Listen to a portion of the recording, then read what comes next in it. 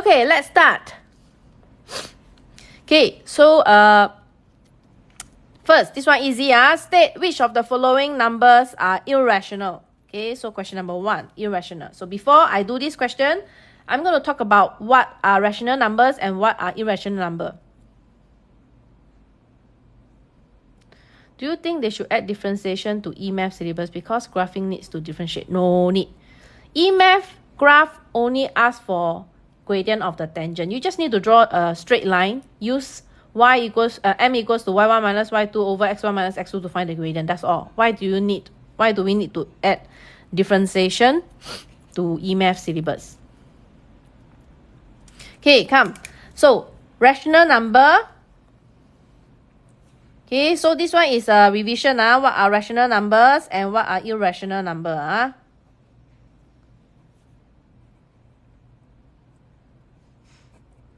Okay, so some example of rational numbers.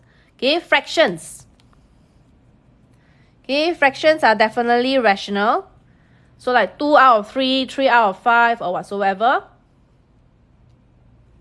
Okay, fractions are rational numbers. And terminating decimal are also rational. So what are terminating decimal? Things like, for example, 3.456, 5.89. Terminating, that means it stop. 3 decimal place, 2 decimal place. This is called the terminating decimals. So terminating decimals, they are under rational also. Okay, and we have recurring decimal. Okay, so recurring decimal is also under rational numbers. So what are recurring decimal? Like 1.333333333, 4.54545454 this kind are called recurring decimal. Okay, when you see dot, you see this 0.5 with a dot. Okay, maybe you all cannot see the screen, but this one is a 0.5 with a dot at the top. So this is considered recurring decimal. Because it is 0.5 with a dot at the top, means it's 555555555555555. Okay, so this is still considered rational because we know that the value is 0.5555555. And of course, no need to say integers are definitely under rational. Next, irrational numbers. So irrational number, when you see pi, 2 pi, pi over 2, anything relating to pi, okay, it is irrational. Your 1.88888, the 9, is it continuously 8?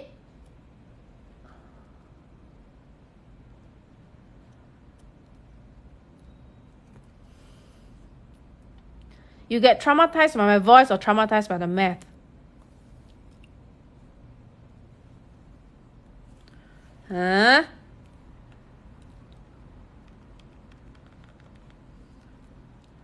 If it ends with a 9, then that's not a recurring decimal. Unless you're telling me it is 1.8888888, then yes, we can change it back to fractions. Okay, so in anything we have pi, definitely will be irrational. Why? Because in actual fact, pi, in calculator, if you press the calculator, pi is actually 3.1415. So it's very random decimal. So you don't see a pattern at the decimal. So this kind is irrational. Okay, and next is, of course, like square root 2, square root 3, square root 5, square root 10. All these are irrational. So sometimes they trick you. Sometimes they trick you. They give you, let's say, for example. If let's say they purposely put square root 16. Sometimes students memorize, they see square root, they say that it is irrational. But you must know that square root 16 is 4. Correct or not? So square root 16 is 4. Which means that it is rational. Okay, so sometimes they trick you. So don't say, oh, I see square root means that it's irrational. So these are examples of irrational. Okay, so now let's take a look. So just now I already mentioned this is rational. So this is rational. Pi over 2, is it got pi? So no need to say this is irrational. 2 square root 2, square root 2, so that means this is irrational. This one, okay, so this one, because there's square root 3 times square root 3, this itself give me 3. So it become 3 times 3, so it's actually a 9. So this one actually become a rational. So the irrational is only the second and the third one. Okay, so therefore the answer will be pi over 2 as well as 2 square root 2. Done.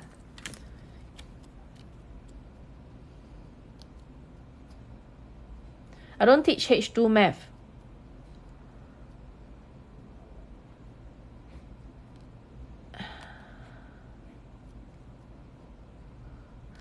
Okay, so let's focus on O-level revision. So anything not related to my O-level revision, please don't flood the chat because I'm afraid that I will miss out the questions that students want to ask me. Okay,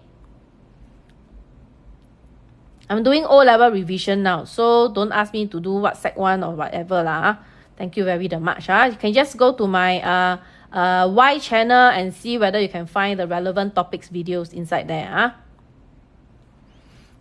O-level is in October. Okay, come. Let's go to the next question. So I have revised about what is rational and irrational. So this corner is recap. Okay, now let's go to question number 2.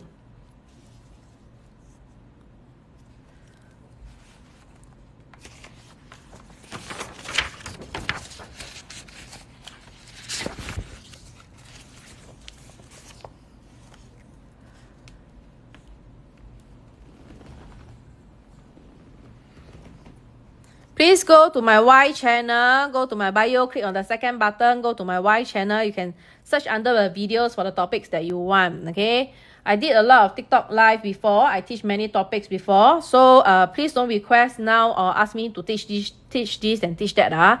I'm doing O-level EMath revision. Thank you very much. Okay, over here.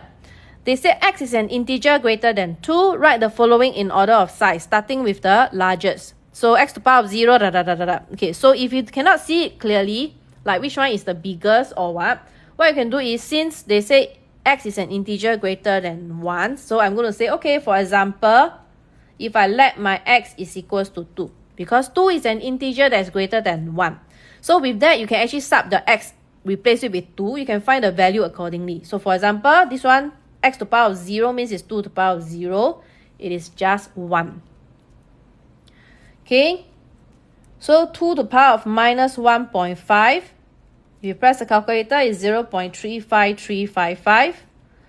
2 to the power of 0.75. Okay, why is it that it's minus 1.5? Why is it not minus 3 over 2? Minus 3 over 2 is the same as minus 1.5. It's the same value. It's just that one is in improper fraction, one is in decimal. So, same thing. 3/4 in decimal is 0.75. Okay, so 2 to the power of 0.75. Press calculator, it gives me 1.6817. Okay, 2 to the power of 1.5 will give me 2.8284.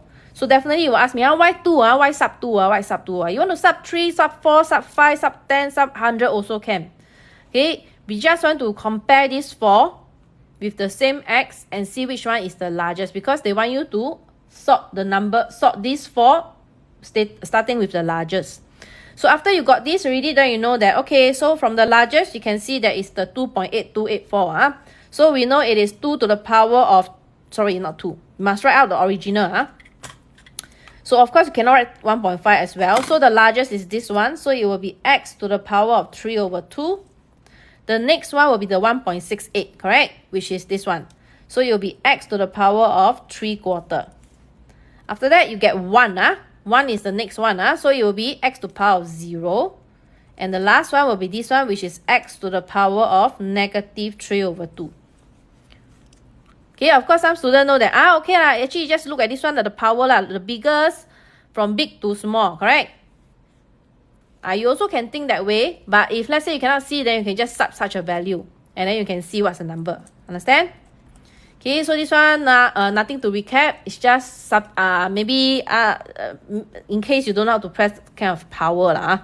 So, okay, like for example, 2 to the power of negative 1.5, I press equal, okay, in case you don't know how to press. Okay.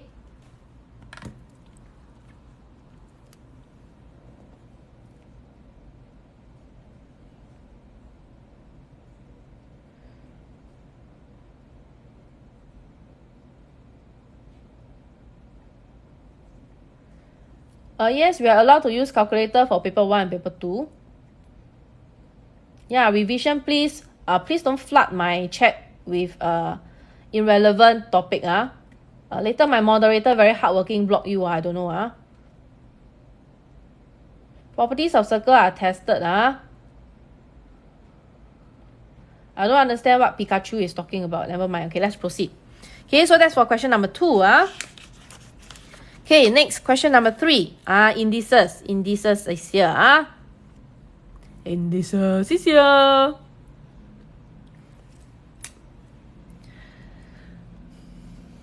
Okay, so I'm going to write out the question so you can see better. So it's 2a minus 1 square root 2 to the power of 2 over 2a. So you're supposed to simplify this, okay?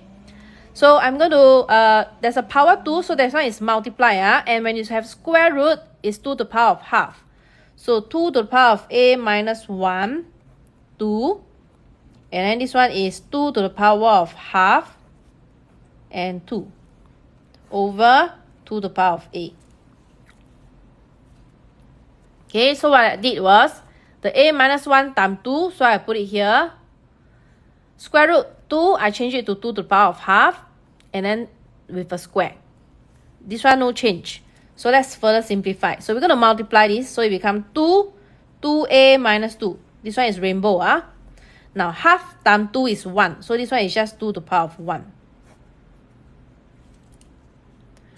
So we're going to further simplify again, because this is multiply. When you multiply same base, you add the power.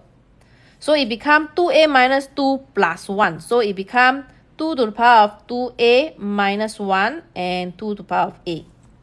Now it's divide. Same base divide, you minus the power. Sure, the bracket power needs square both numerator and denominator. No, because the... Oh yeah, yes, you're right. I missed out the 2. Thanks. So Bini, thanks for highlighting. Yeah, I missed out. Sorry, the square, you need to square the denominator. So this one here means it's become like that. So this is 2a. 2a.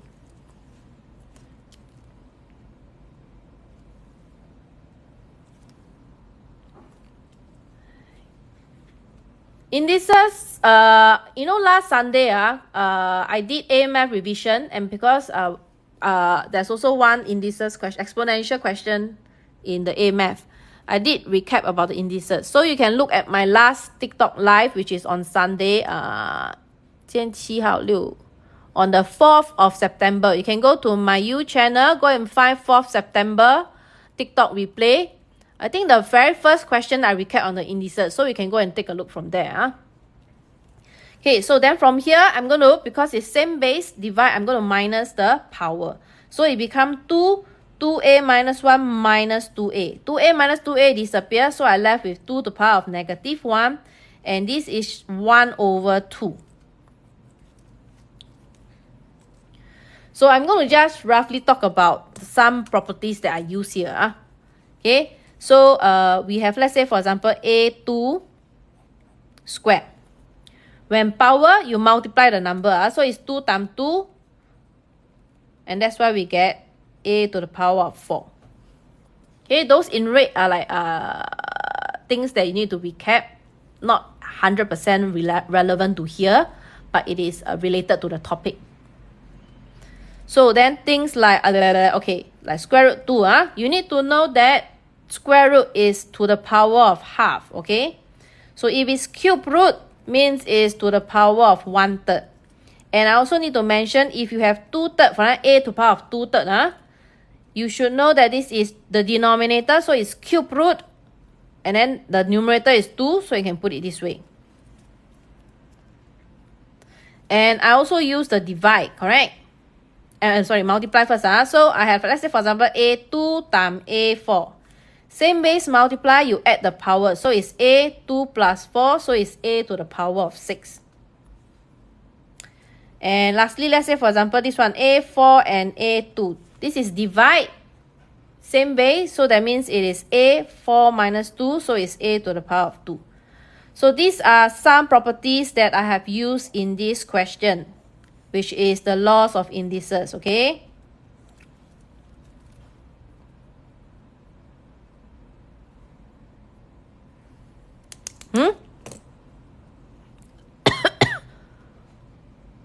what thing 2a minus 2 minus 1? Where?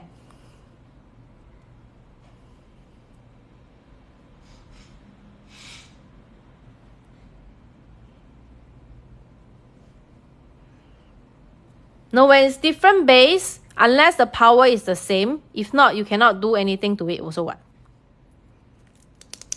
Right, so only if let's say I have, let's say, ax times bx.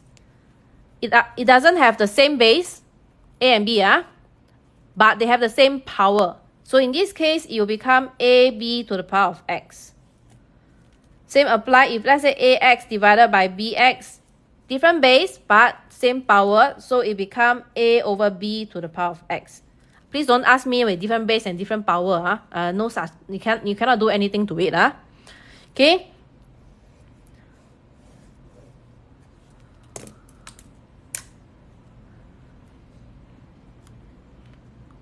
Yep, 2a minus 2 plus 1 is 2a minus 1 ma.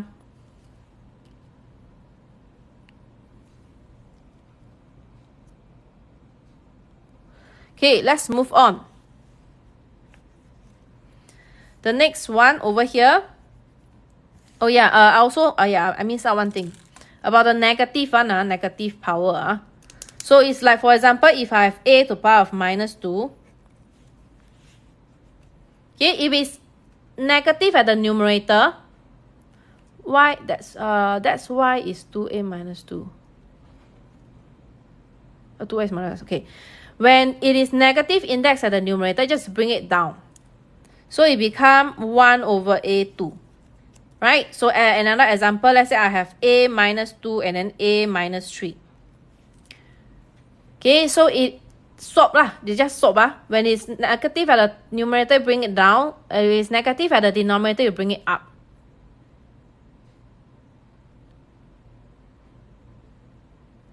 Okay, so it's the, oh, okay, so this one is a cubed and then a2. Still can simplify. 3 and 2 can cancel, become a.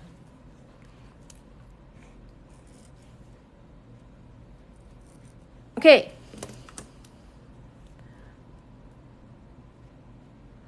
Yes, I will be posting, but then tomorrow then we will post. Either tomorrow or latest by Friday. Okay, see my team member whether will upload. Definitely within these 2 days will upload. She will upload the YouTube into the YouTube as well as the solution. Okay.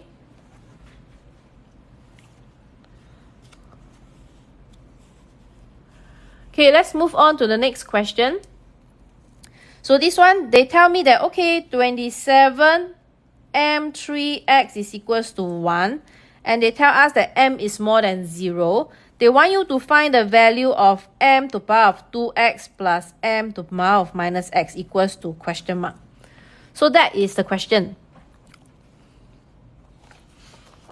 So what you need to do is, okay, I want to find my m's. Okay, be careful on the 3x. The power 3x only belongs to the m. It doesn't belong to the 27. So I'm going to make m3x is equals to 1 over 27. Agree?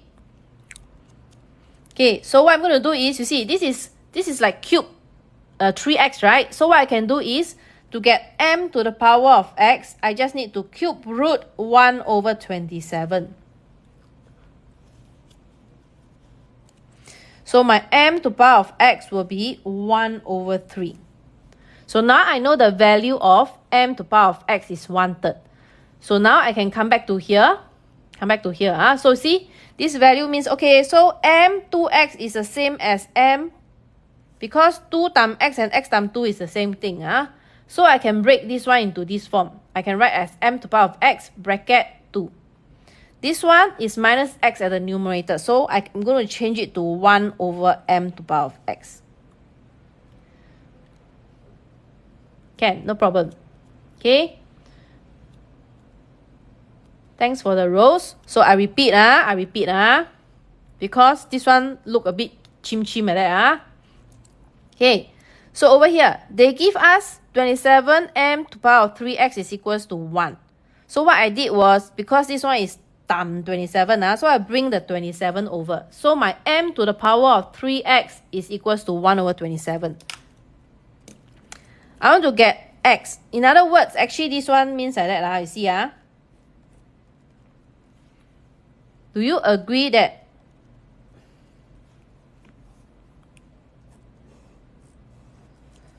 three x times 1/3 is x? Agree?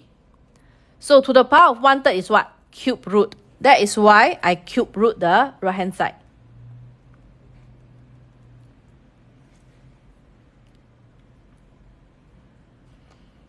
Can? All good?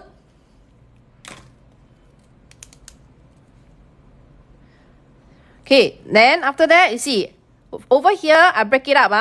M to power of 2x. 2 times x and x times 2 is the same thing. Because I have m to power of x, so I need to put it in terms of m to power of x. That's why I change it and put it m to power of x bracket 2. And then this one, m to power of negative x, is the same indices law. That means I bring it to the denominator. So it becomes 1 over m to power of x. Agree? So far okay? Okay, then now I simply just sub in the value. So my m to power of x is 1/3, means that this is 1/3 square plus 1 over 1/3. And this is 1 over 9 and this is 3. So answer is 3 1 over 9. Done.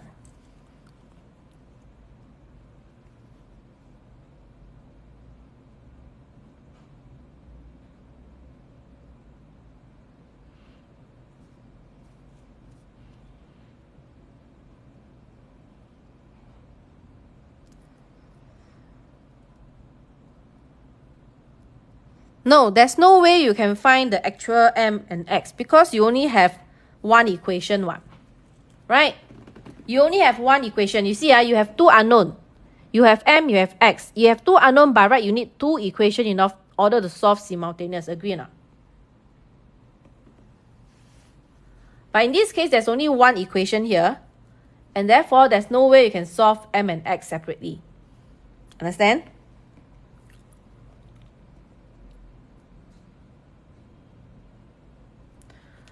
Okay,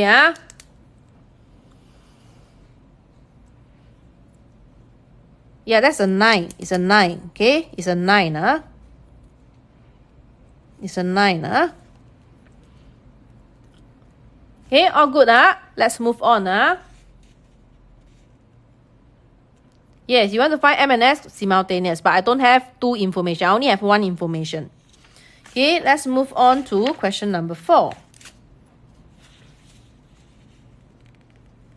Yes, I find m to the power of x value. And then I just replace it because what they want is they want this, what's this value?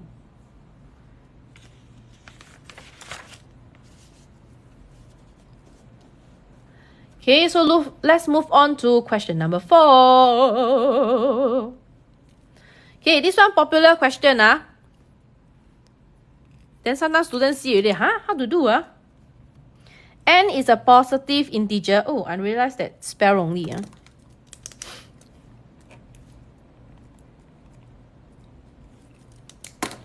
Okay, but small issue. My team got typo error. We got typo error, but it's okay. Show that for all n, is a multiple of 4. Every time this kind of question come out, when they say they want you to prove that it's a multiple of 4, what you need is you need to prove that 4 is a factor. Yes, I corrected already. So what you need to do is, you're supposed to rainbow this. So 5m plus 3 square minus 5m minus 3 square. So let's rainbow this. So you either can use the identity formula to rainbow, or you can just put as 2 bracket and rainbow as per normal. Okay, what I mean by identity means you're going to use, let's say, a plus b square is equals to a square plus 2ab plus b square. A minus b square is equals to a square minus 2ab plus b square. You can use this to expand. If not, you can put it as the 2 bracket and then rainbow as per normal also can. Okay, so let's say I put as the normal, so I put as 2 bracket. See here. 5m plus 3 square means the 2 bracket must be the same. This one is 5m minus 3. 5n minus 3. So let's do our rainbow.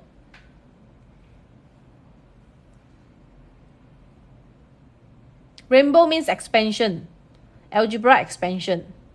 Okay, so let's rainbow, expand.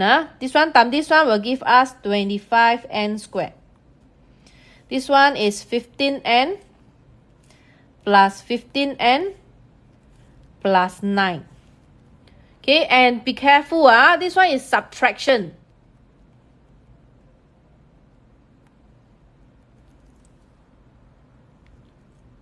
Yes, you can straight away jump to 4ab.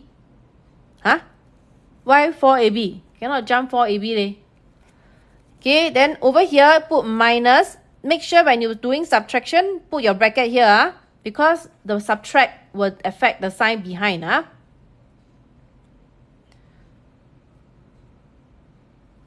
Okay, so this one times this one will give us 25n squared. This one will give us minus 15n, minus 15n, and then this one will be plus 9. So now I'm going to open up the bracket. Okay, this part, 15n plus 15n is 30n, so it is plus 30n. Okay, let's see, minus and this one, so it's minus 25n squared. This is minus 30n. So minus minus means plus 30n. Minus plus, so this is minus 9. So you can see that this one net off each other, no more. 9 minus 9 also net off. So actually I only left with the 30n plus 30n, which will give us 60n.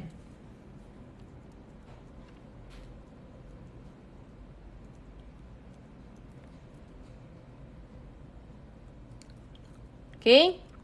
Then, what we're going to do, because you're supposed to prove that it is a multiple of 4, so you need to factorize out the 4. What thing 0? Who says 0? 30n plus 30n, where is 0? No, you cannot divide by 4. Factorize out the 4. This is an expression, so you cannot divide by 4. Factorize out the 4, yes. So, take out 4. 60 divided by 4 is 15, so it's 4 times 15n. So, by doing this, you prove that 4 is a factor. So you will say, okay, since 4 is a factor, okay, you will say that it is a multiple of 4. Understand?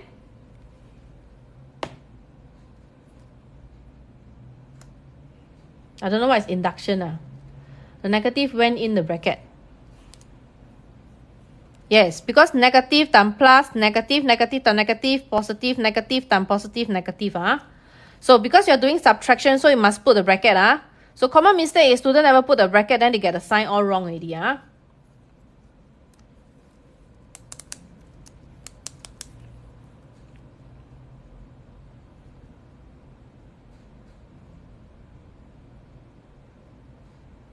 Hello, for those who are not doing O-level revision, can you please don't flood my chat? My chat is going very fast until I cannot see what they are asking. I want to see genuine questions who are asking me questions on what I'm doing. You ask a lot of funny thing. I don't know. I cannot see the questions, you know. Can you please respect those who are here revising for the O-level?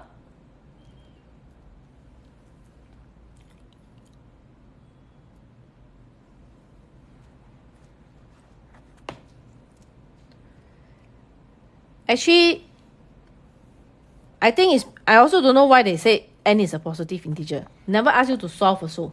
Okay, sometimes the question just give you information to scare you lah. Okay, let's move on to the next question. Okay, so this kind of question just expand as per normal first, because sometimes you say, hey, you look at the question, you don't know what to do, right? And you know that your only way out is to expand first. So after you expand already, then you see what you can do with it. Understand?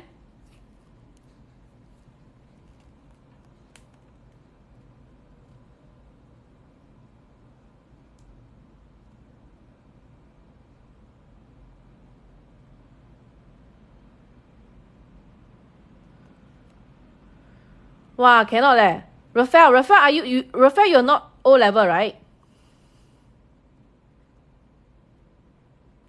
please stop flooding my chat.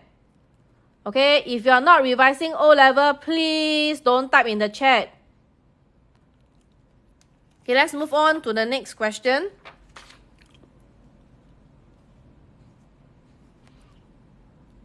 No, cannot divide by 4. You can only factorize out the 4 and put the 4 outside. Huh? Okay, let's move on to question number 5.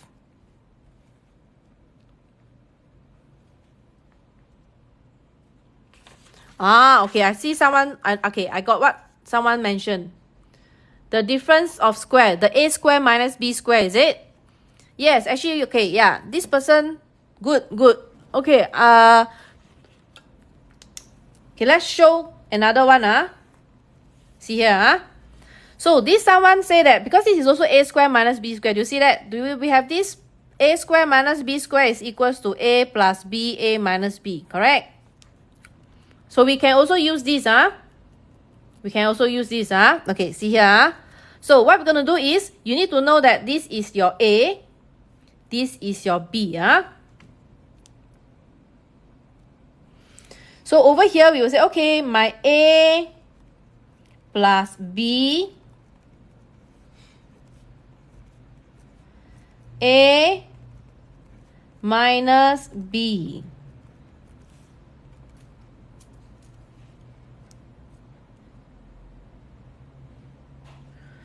Okay, so let's open up. So this one just plus easy. So this is 10n. Plus 3 minus 3, so no more. So I left with only 10n. Okay, this one will be 5n minus 5n disappear. So I left with 3 plus 3.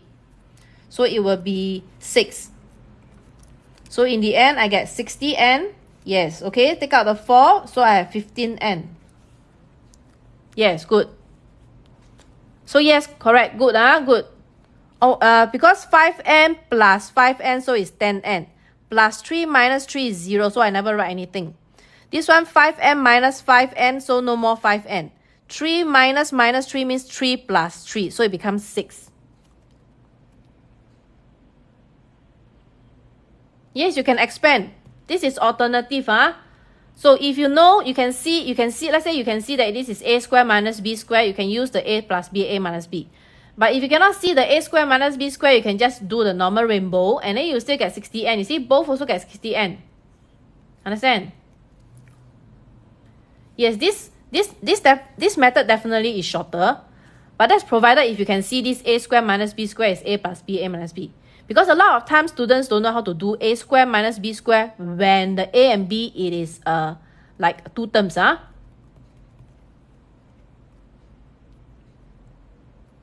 No, I take out the 4. Factorize out the 4. 4 times 15n is 60n. So what I did was I just take out the 4. Can you put integer instead of factor?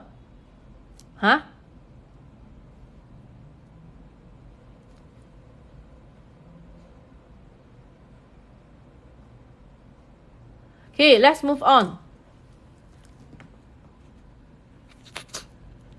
Okay, let's move on to the next question.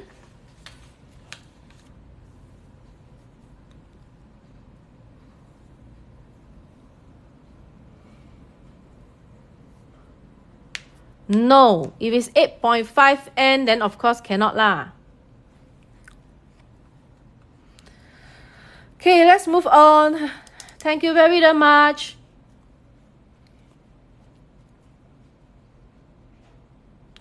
Okay, question number 5.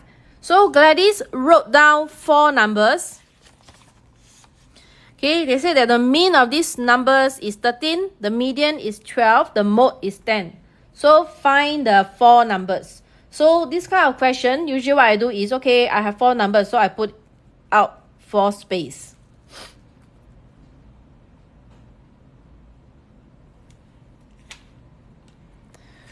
No, it's not 20. Do you see there's a plus here?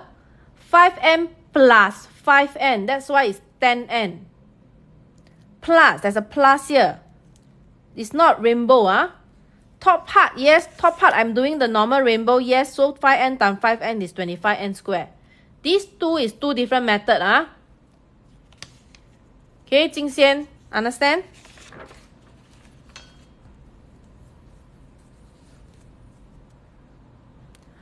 Can someone help me to block the Taeyong? Thank you. Okay, let's move on. The mean of this number is 13.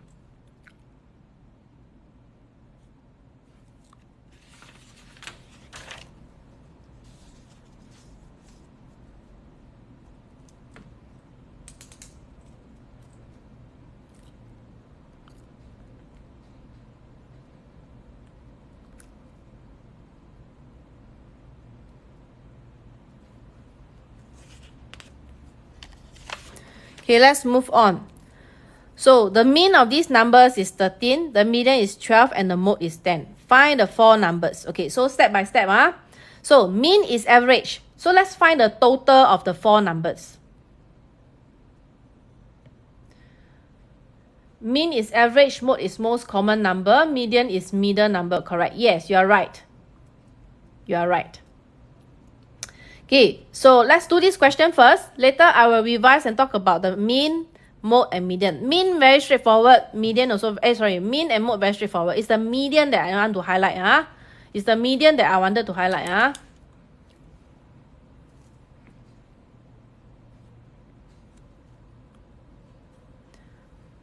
The person who put 10, 10, 14, 18 repeatedly, I think he got muted.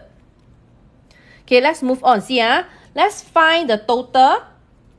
So we take the mean, multiply by 4 numbers, right? So we have 52. They tell us that the mode is equals to 10. Here is only 4 numbers. So this tells us that 2 numbers is 10. So 2 numbers is 10. You see, I can put 10, 10, 10, 10, or 10, 10. Agree or not? But because, you see, if I put the 2 middle 10, 10, then my median should be 10. It shouldn't be 12. Agree or not? So I know that my 10, 10 cannot put in the second and third number. Okay? So do I put at the third and the fourth number? You see, because my median is 12, so it means that if I put 10, 10 here, how is it possible that my median is 12? So in this situation, I know that my 10, 10 will be the first 2 number.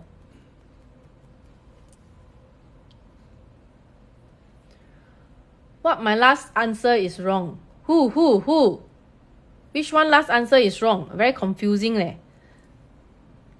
Can someone please ban Bonset here? You no need to spam my chat, Thank you very much, Gavin, I can block the ban.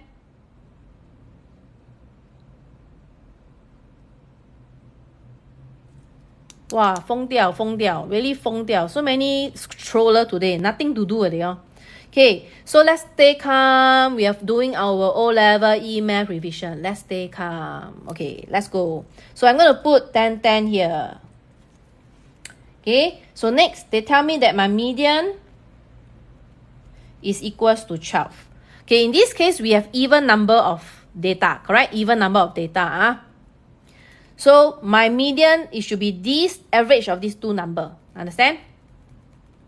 So in this case, I will say, okay, I already have one number is 10. So it means this 10 plus x. The x is this unknown. The average of these 2 numbers is 12. So with this, I can solve 10 plus x equals to 24. So my x is equals to 14. So with this, I know this one, the third number is 14. Yes, mode means the number that is highest repeated. That means more than 1. Okay, so now I'm left with the last number, correct? And that's where my total will come into action. So you will take 52, the total, minus away the 10 plus 14, and therefore we will get 18. So we know that the fourth number is 18. Today, yes, later I'm covering standard deviation. I got one question on standard deviation.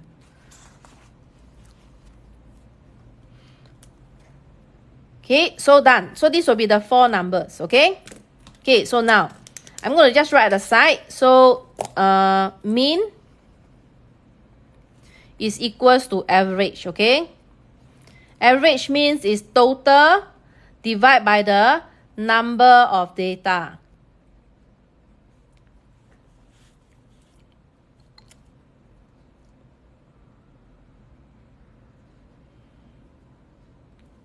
Numbers definitely put ascending order. What? How to have 18 and then 14 first?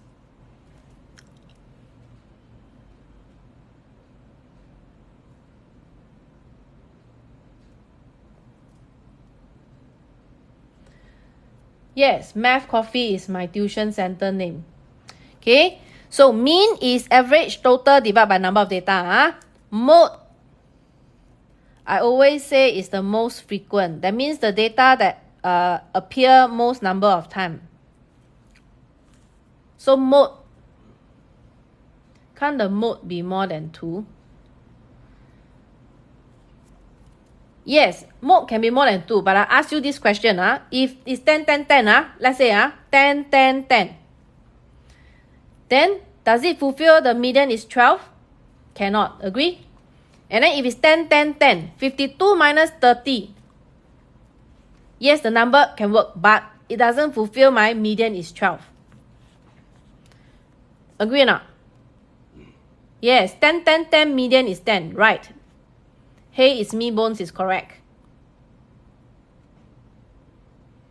Yes. You must fulfill all the conditions, you understand? Yes, must fulfill all the 3 criteria. Good. So, mode is this. Okay, now. See here. 13 is the mean, which is the average. 4 is because there are 4 numbers. I want to find the total of the 4 numbers. So, I take 13 times 4. Okay, now, important one is the median. I'm going to talk about the median. So, yes, we all know that median is the middle position. Okay? But we have 2 situations. Yes, must be ascending. Before you can go and decide what is your median, your mode, especially median. Mode actually doesn't matter. Mode is appear most of the time. So, whether it's ascending or not doesn't matter. But in order to know what's your median, in the first place, your criteria is you must sort your data in the ascending order first. 24 minus 10. I form the equation and solve the linear equation.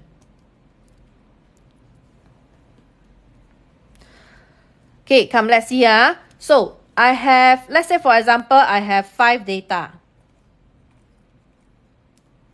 Okay, I should put anyhow data.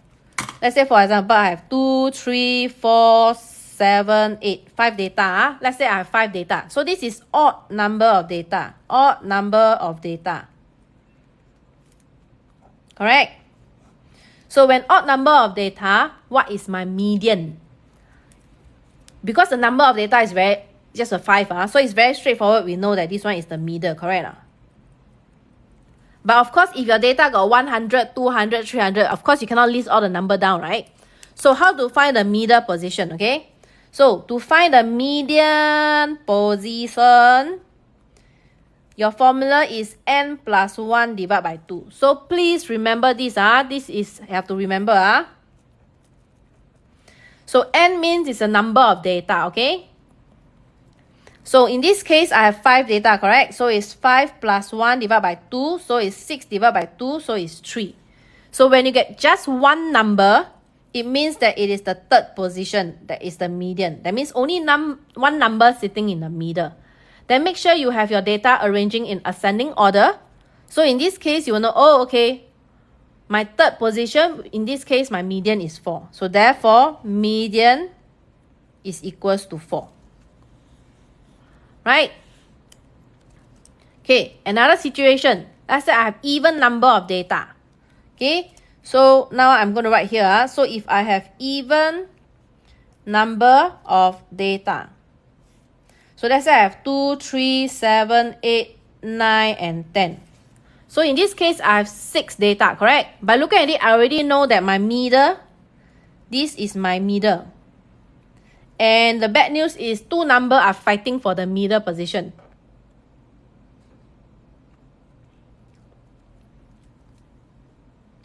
So in this case, I will find my median position. Same thing, like I just now mentioned, right? Just remember this n plus 1 divided by 2. So now I have 6 data. So 6 plus 1 divided by 2, I get 3.5. When you find the position, you got a 0.5. Hello, Cookie. Okay, you know that you have 2 numbers sitting in the middle. In this case, 3rd and the 4th position. So again, make sure your number is ascending order. In this case, my 3rd number is 7. My 4th number is 8. So we find the average of these 2 numbers. So 7 plus 8 divided by 2. So my median is 7.5. Understand? Okay, so this is all you need to know regarding, generally this mean, mode, median. So I'm going to just... So this is the important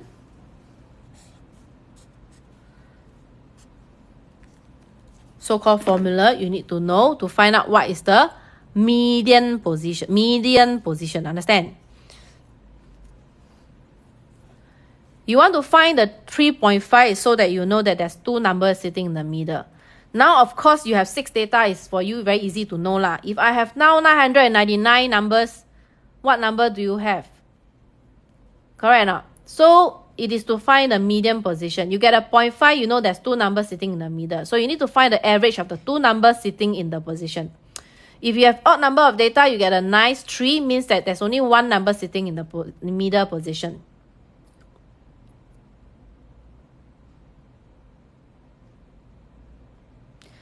Okay, so let's move on to the next question. Compound interest. So now we are at 6A.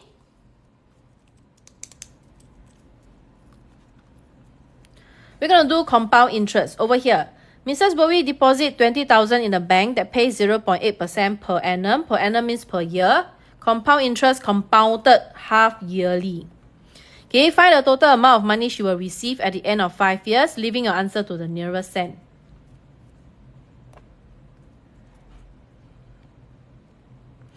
So in this case, okay, before I talk about it, can I drink some water first? Then can you help me to like and share? Okay. And for those who haven't followed me, remember to follow me. I'm doing O-level revision this September and October. So every Wednesday, 8 p.m. to 10 p.m., I'm doing O-level EMath revision. Every Sunday, 5 p.m. to 7 p.m., I'm doing O-level A-math revision. Okay, in case you haven't followed me, remember to follow me. Okay.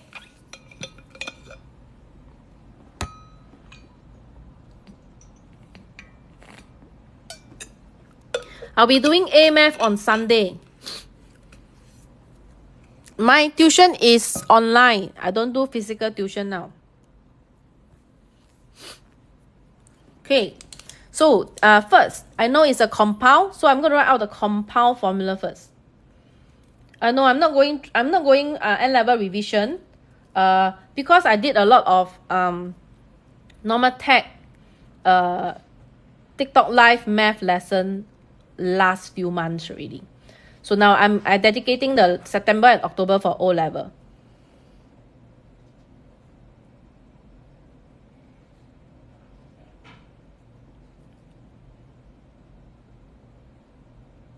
I'm not doing 10-year series for the revision. No, I only teach up to Sec 5, so no A-level revision. Okay, come. So over here, I'm going to write out the formula. So A is equals to P1 plus R over 100 to the power of N. So this compound interest formula is given. So you don't have to memorize this formula, but you need to know how to put in all the relevant thing. P is the principal amount, so it's 20,000. So over here, my P is 20,000. Okay, my R, okay, take note. This is 0.8% per annum. So this is big R. My rate is 0.8%. Okay, now I want my small r. What is my small r? It depends on whether you compound yearly, compound monthly, or compound half yearly, or even compound quarterly. So the easy question is half yearly. 1 year compound how many times?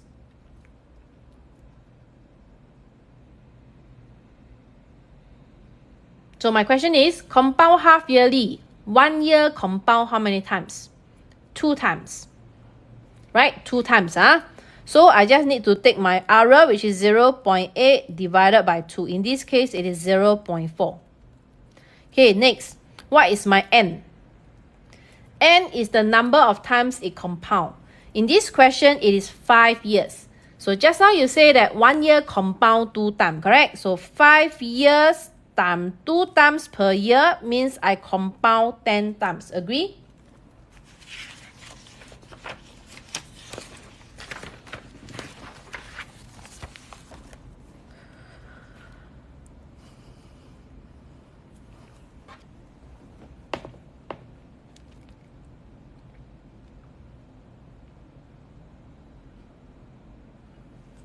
Because it is compound half yearly. Compound is you need to know compound half yearly because you 1 year compound 2 times. The error they give us is per year, per annum. So I need to divide this by 2. So this is 0.4% every 6 months.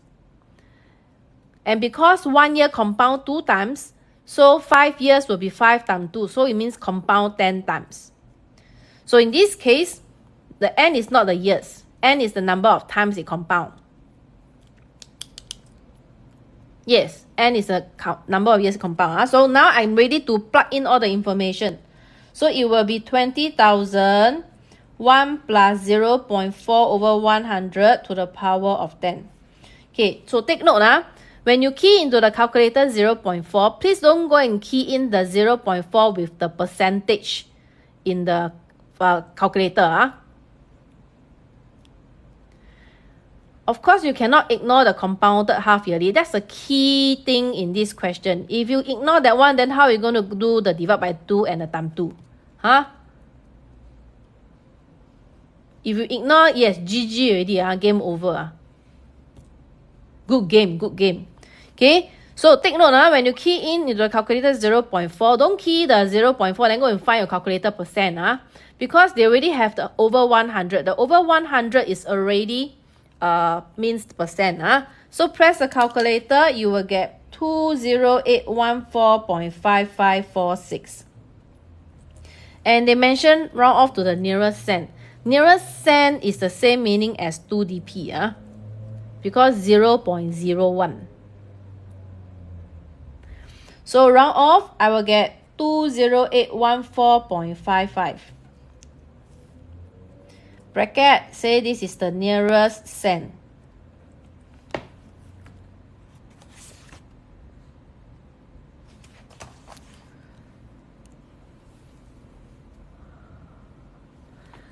Can.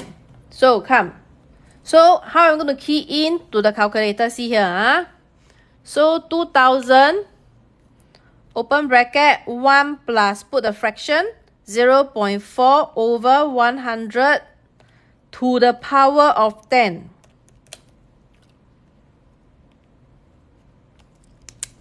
So what I mean is the 0.4, you don't go and key in the percent. I never use calculator percent, so I don't know where it's. Okay, see here.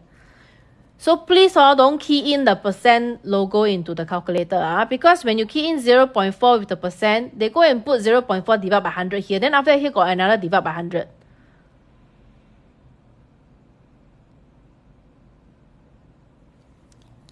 Okay, so this one become, so just key in 0.4. Hello, I'm talking about this question. What can I see? What accrued interest in CPF and all those things? Please, don't put in irrelevant thing here. So then press equal. And you will get 20814.55468.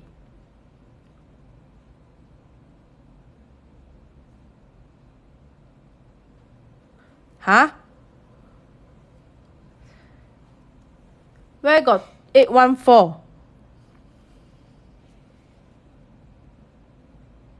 Yes, R over 100 is the same as R percent, yes.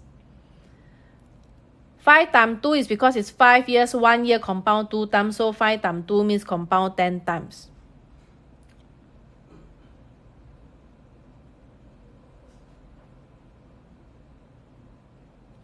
Okay, so this question asks for the total amount. The formula is A, which is total amount. If the question asks for interest, you need to take this amount minus the 20,000, then that will be the interest. Understand?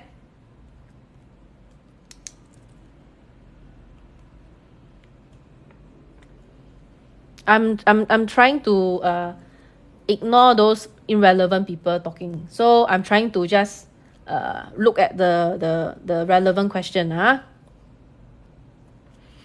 Divide by 2, same thing, because 0.8 is per annum, because it's half yearly. Yes, thanks for the hey, it's me bones. I can see that you're helping me to answer the question. Thank you very much. Okay, you can see that now, like just now, Raphael say, wow, now is the season now whereby I have a lot of funny people scrolling. So we'll be very thankful if you can help me to answer some question because I cannot see. Okay, let's move on to the next question. So this one is 6A. So now next is 6B. Okay, so again, there's a typo here. This is not A-N-G, this is A-N-D.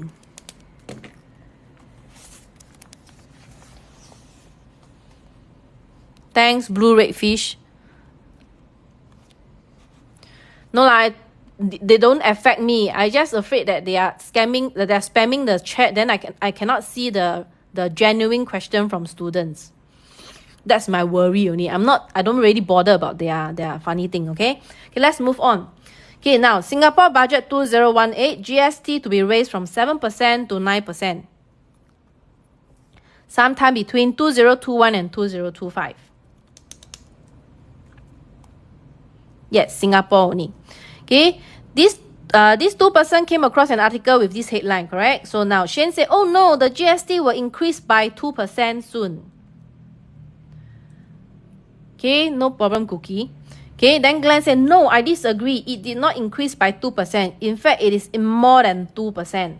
So they asked, whose statement is correct? Support your answer with mathematical calculation. Because it is not increased by 2%.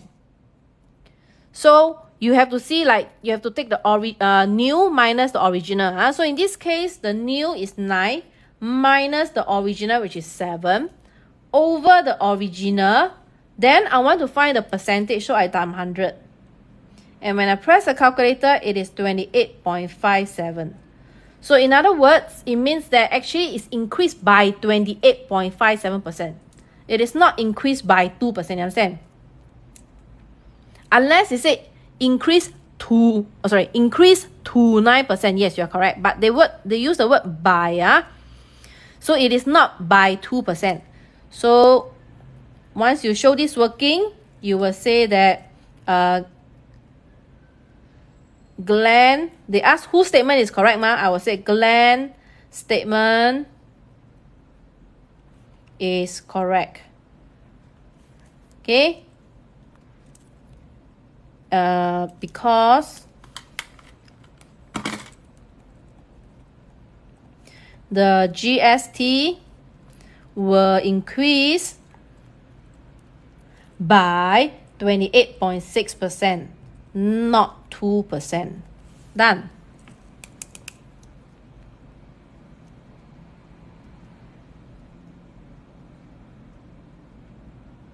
New minus O over O. Yes, well done. Then times 100. Final minus initial over initial. Good. Wow, I have so many people put the formula out. Yes. So it's always new minus O over O. It's always over the original. Then times 100. Again, when you times 100, don't key the percent logo. I understand a lot of teacher insist student to put times 100%. Then I tell you, I got student, wow, she really go and key in, and then after that, all her answer got wrong. So you have to just put times 100. Don't put the percent logo here. After you times 100 already, then yes, this one is percent. Then you put the percent there. No, you see, you see, I show you, you see, 9 minus 7 over 7 times 100. this will be the percent, 28.6%. But a lot of time, some school, some teacher insist you all to put the percent. They always ask to put percent. Then the student also blah blah. Okay lah, gong gong. They go and key in this percent. Then when they key in, it is this. Then it's wrong. Because you must understand this percent represent divide by 100. So when you put times 100 with a percent, it's like 100 divided by 100 is like times 1. And that's why you only get 2/7, which is wrong. So you cannot put the logo there. Understand? You cannot put the logo there. And therefore, it's this way. Understand?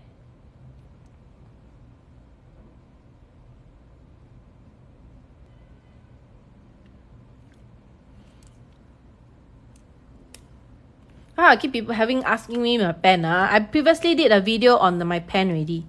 You go and see my TikTok video lah.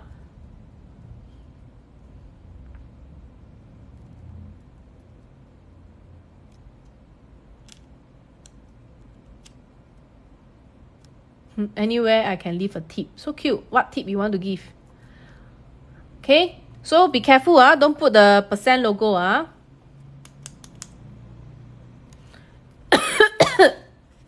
Okay, let's move on. Now, question 7.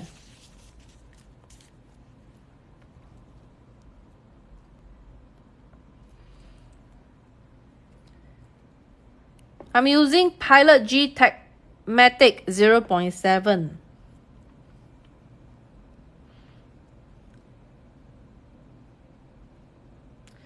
Sure, you recommend I quit my 9 to 5 to be full-time tutor. Are you sure you are legit can teach or not? You think being a teacher so easy, is it? I understand you always see, when people say, tuition teacher earn a lot of money, tuition teacher earn a lot of money. But do you know the effort that we need to put in? So unless you are really passionate to teach, don't take this route just because you feel that it is earning a lot of money. Okay? Yes, handling the kids these days is no joke. I mean, as in, it's a lot more than just teaching math, okay? It's a lot more. So unless it's your passion, I want to be teacher too because Teacher's Day present so cute. And then I tell you, you go and buy gift and give it to yourself. Like you buy cute things for yourself, it also work. Okay, let's move on. So this is inequality. So they ask you to find the range of values of x that satisfy this inequality. So what you're going to do is, this is called something like simultaneous inequality. So you will do this on one side, do this on one side. Understand? Okay? Okay, go and charge your phone. Okay, so now over here, we will do 17 minus 8x over 3.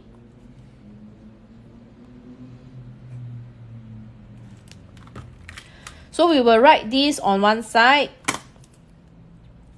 this and this one side, then this and this one side. So it will be 2, 3x minus 1 over 5. So when you copy over, so this one 4 whole, I put 4 over 1.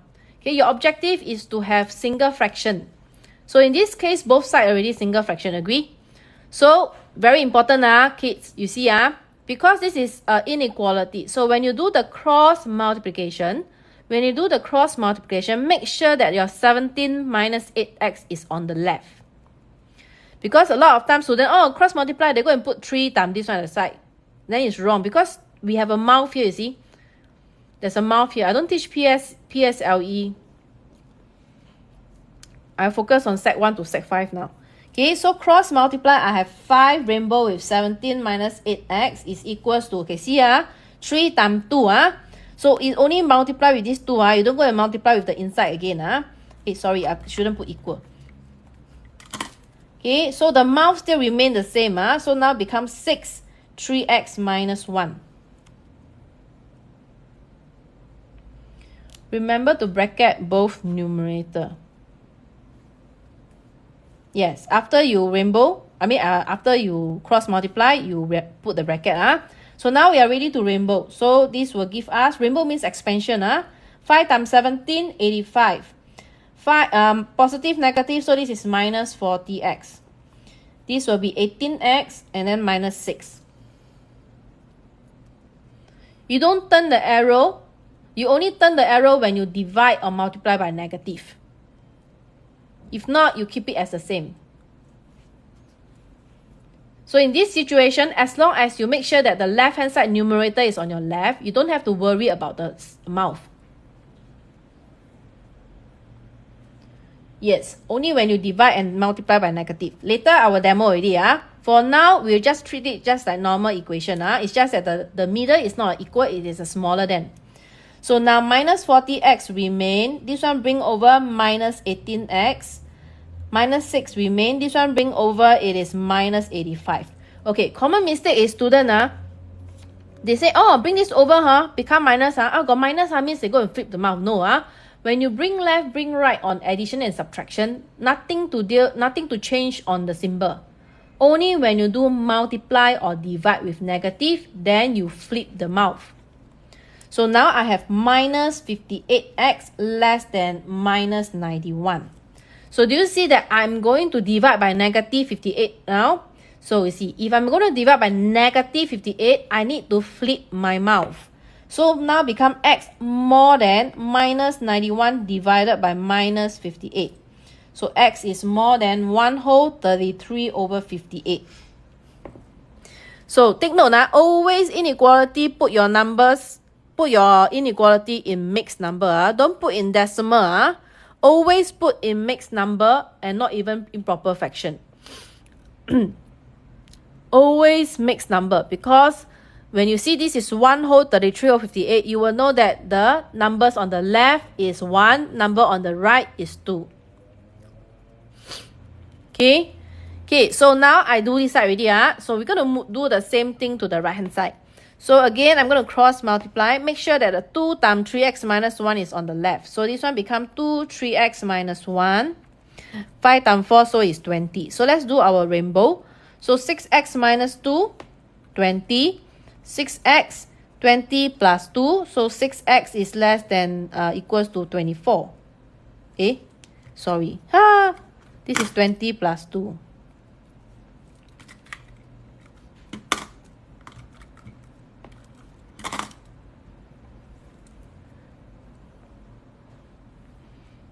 Okay, so divide by 6. You see, I divide by 6. 6 is a positive number. So when I divide by 6 is a positive, I don't need to flip my mouth. So this one remain the same. So 22 over 6. And like I said, put it in mixed number. So this one is 3 whole 2 over 3. Today I'm doing EMath O-level revision, not doing EMath Trigo. Again, you can go to my bio, click on the link. My second last button will go to my U channel. From there, go and search Trigo. Okay, I believe you can see a lot of topics there. Yes, I already did in the previous lesson.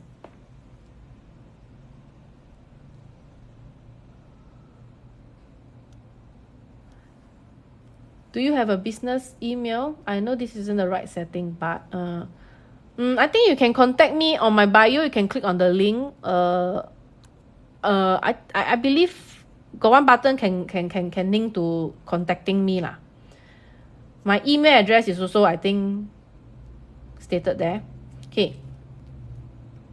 Let's move on. So now with this, you see, you have these two inequality. You're supposed to draw the number line to find out what is the range that fulfill both of them.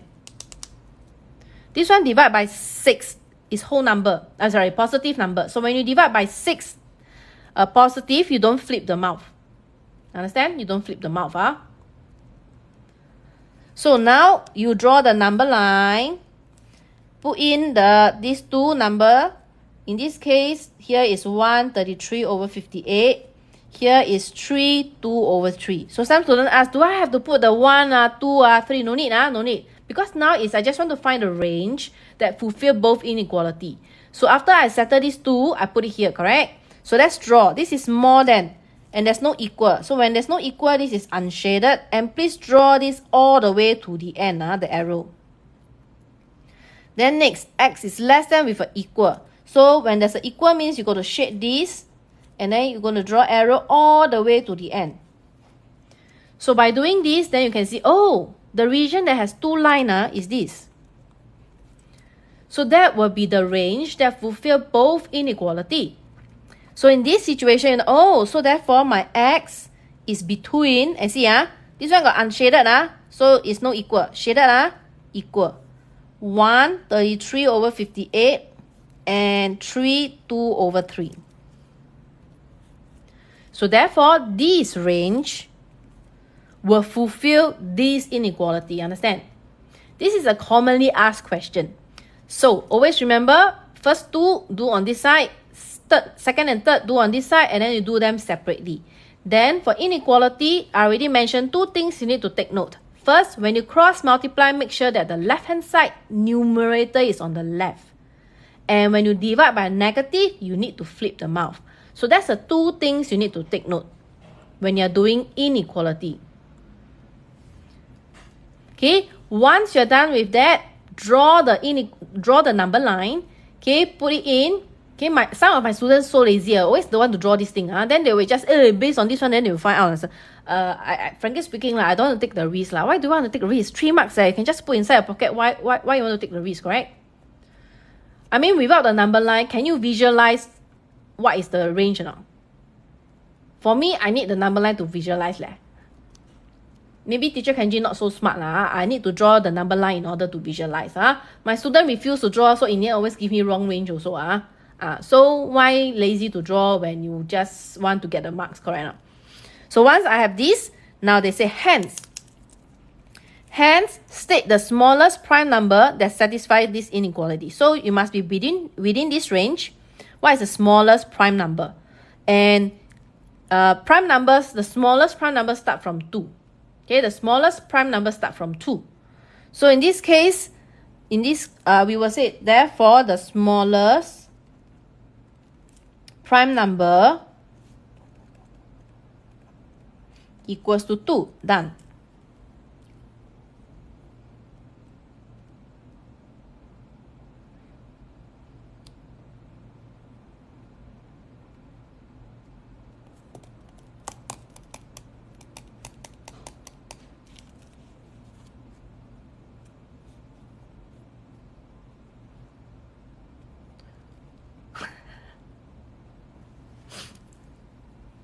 Okay, let's move on to the next question. I think my moderator today, tired, I think I must ask my second moderator to be online. I think one moderator it's not enough to handle the people here. Yes, prime number is a number that can only divide by 1 at itself. 2, 3, 5, 7, 11. Good. Okay. Next, factorization. This question, Okay, I'm going to drink water. Today got no pattern question.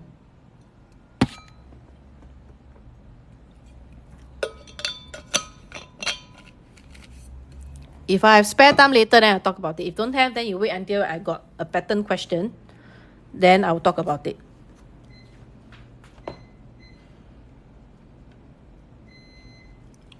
Okay, come.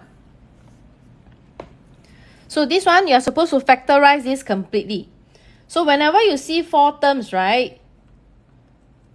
Every time the first question you have to ask yourself is, can I take out any common factor from all 4 terms? In this case, cannot. So 4 terms is, you have to factorize by grouping terms.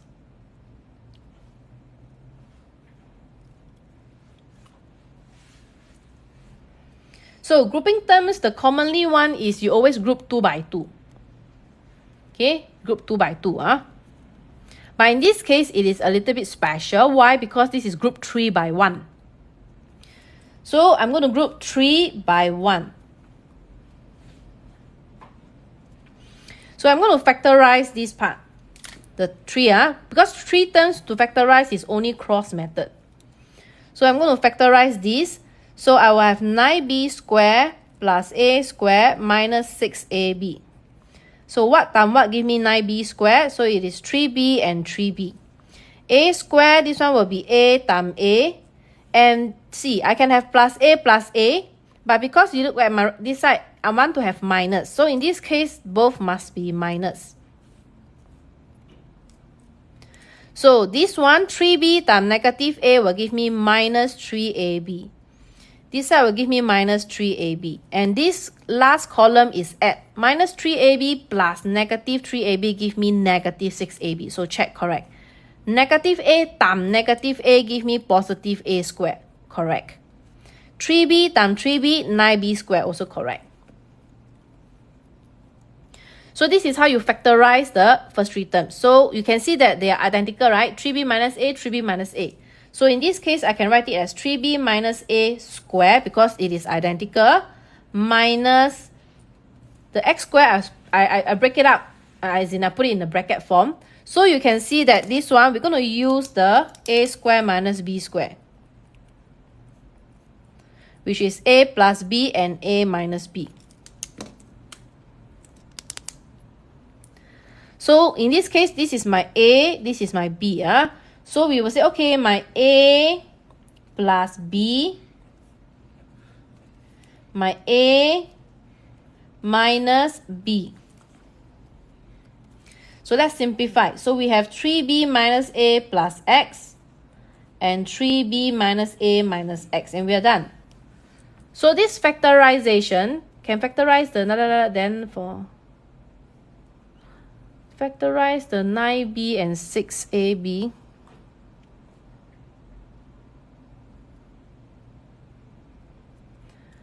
Okay, share F. Okay, let's try the method that you mentioned. Let's try your method. Okay, I think this person mentioned to group these two. Okay, let's see. Can take out 3b. Take out 3b. I left with 3b minus 2a. Yes. Right. Yes. Then this part plus a plus x, a minus x. You see, if I do this, you see? If I do this, what is your next step?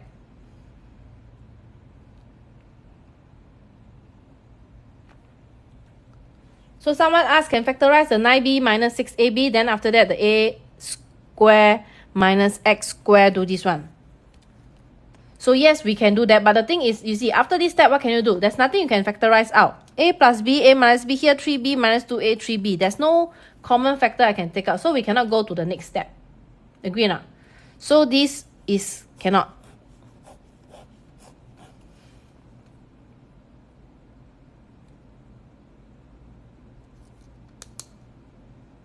Yes, correct. That is why in this question, you group them by 3 by 1. So what I want to highlight is grouping terms. When you see 4 terms, the grouping terms not necessary. It's always group 2 by 2. You can group 2 by 1. And in fact, this kind of question commonly asked. In fact, it's also commonly kills student. Because you are supposed to group 3 by 1. And the 3 is by cross method. And then after cross method already, they use the a square minus b square. So this is considered a tough question. Okay, let's move on. So this one, simplify this. So take note. Okay, I'm going to write out the question. 5 over 2x squared minus 7x minus 4 minus 8 over 4 minus x.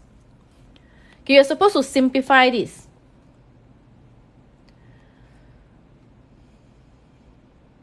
How do I know if the number set is ready to factorize? You can try out. It's like sometimes you see that this is suspicious. You can try out yourself. No, other than cross method, you cannot factorize. 3 terms, factorize, use cross method. Okay, so now let's take a look. Okay, commonly student always do this by, denominator. Okay, make them into the same denominator. Then they go in this one times this one. They say the quadratic multiplied by the linear, which is not correct. So be careful. Whenever you have this, quadratic, you always factorize the quadratic first. Always factorize. So we're going to do cross method again. So 2x squared, first term and last term. Middle term will be at the side, at the last column here. So now we shall do our... Although calculator can do the cross method, but this one definitely cannot. Calculator cannot help you. You know why? Because there's too many A and B. A and B, this kind of A and B, there's no way you can keep calculator. You have to definitely use cross method. The type whereby, let's say 9b squared minus 6b plus 4. Example. Okay? Only one unknown, quadratic. Yes, you can use the calculator to do the cross method. But this one got A and B. You cannot use calculator. In this case, if you can recognize that expand to be to the 9b, I think you can skip.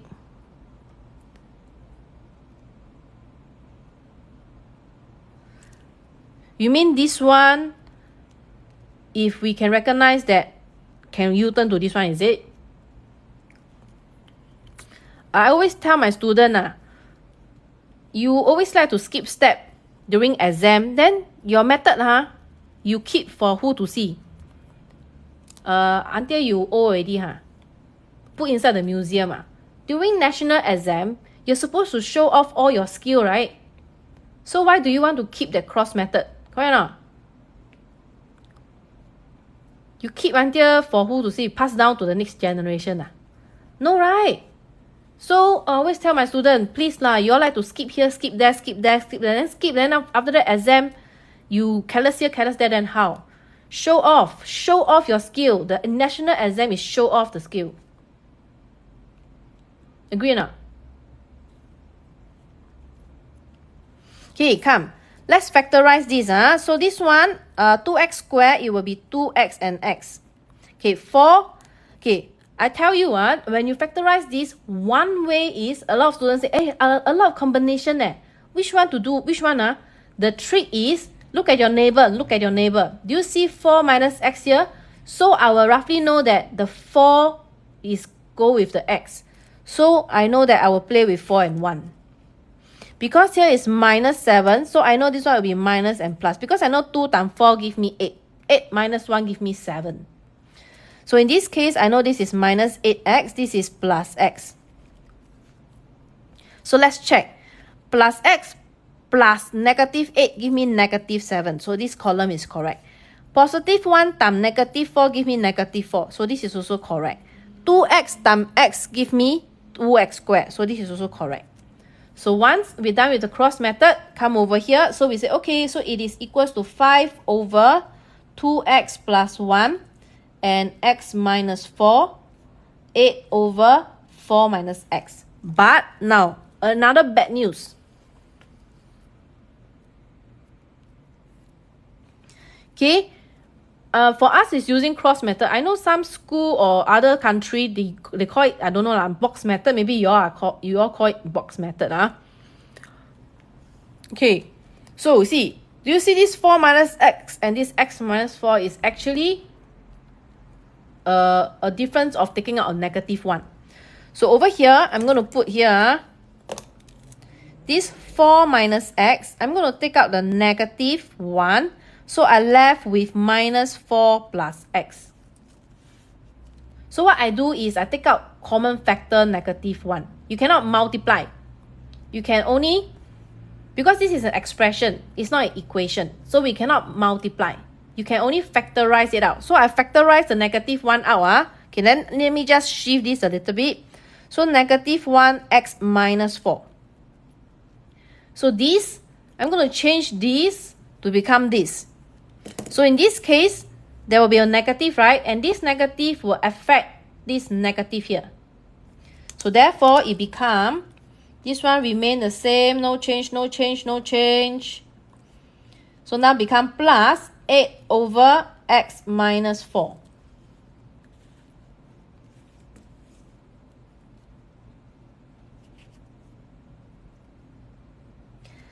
So now, combine into a single fraction. So you can see that the common denominator is 2x plus 1 times x minus 4.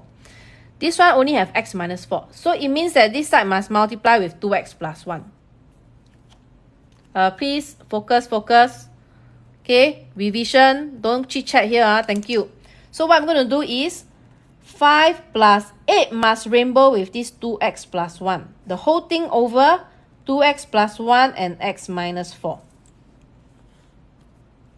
So what I did was combine into a single fraction. This side I multiply by 2x plus 1, 2x plus 1.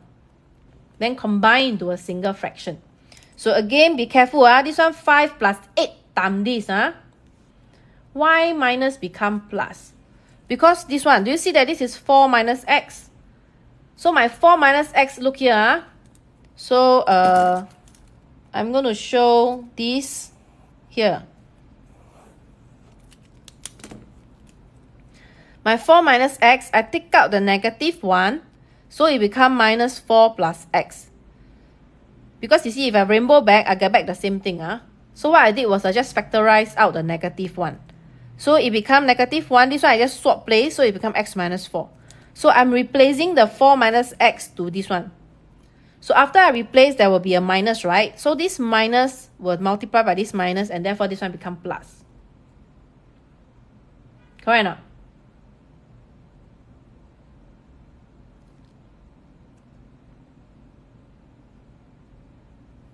Can? This is a very popular skill, or rather to say very important skill that you all must know. You all must know how to, when you see such thing, you must know how to take out the negative, then it will affect the sign. Understand? Okay, this is a very important skill. Okay, now let's move on. So now, what I'm going to do is, I'm going to simplify the numerator. So this one is 5 plus rainbow. So this is 16x plus 8 over, please do not expand the denominator. The denominator, keep it as a 2 bracket. Why 8 times 2x plus 1? Because you see here, I need to make into the same okay, maybe I put like that. Times 2x plus 1 times 2x plus 1. I'm making it to the same denominator.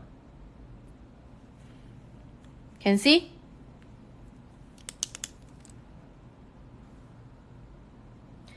Then after that, simplify. So 16x got no friend. 5 plus 8, 13. Then keep it as the factorized form.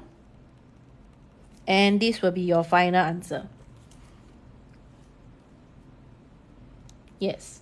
I have a lot of mini teacher here. Well done. Okay.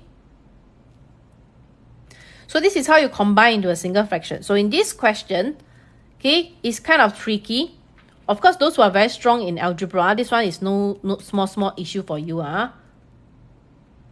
But things I need to highlight in this question is, first, when you want to combine into a single fraction, when your denominator is quadratic, please factorize it first. So in this case, we use cross method to factorize into these 2 brackets. And then, after that, please know how to know this skill. Don't come and tell me, hey, your denominator is 3 bracket. No. No. In EMath, they will not test you denominator with 3 bracket. Confirm is the most is only 2 bracket.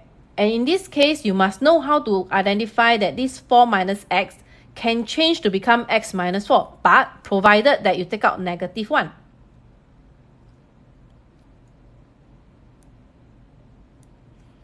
No, you don't expand the denominator is because this is simplifying algebraic fraction. They want you to put it in the factorized form so that they want you to know that, oh, okay, I have to see whether there's any common factor that I can cancel. You see, the numerator is 16x plus 13. Sometimes you can still factorize out and then you have same bracket, then you can cancel them off. But in this case, there's nothing for you to cancel. So you still keep it in the factorized form. Only for algebraic fraction. Okay, so after you know that, okay, 4 minus x can change to x minus 4, but take out negative 1. And therefore, this negative 1 will affect this minus here, so it becomes plus. And then after that, now we are ready to combine into a single fraction. This is EMath. What if the quadratic denominator at the beginning cannot factorize? They will not come out a question whereby the denominator cannot factorize one. Confirm can factorize, and after you factorize one of the bracket, definitely link to the neighbor one. If you factorize already, you don't get any of the bracket linked to the neighbor bracket. It means that your factorization got fault.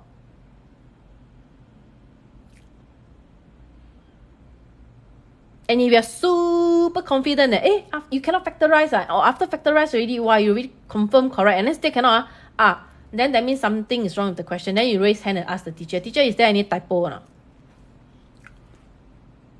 Okay, but the objective of this question is to ask you to simplify it. So definitely confirm plus Ganti chop, they can factorize one.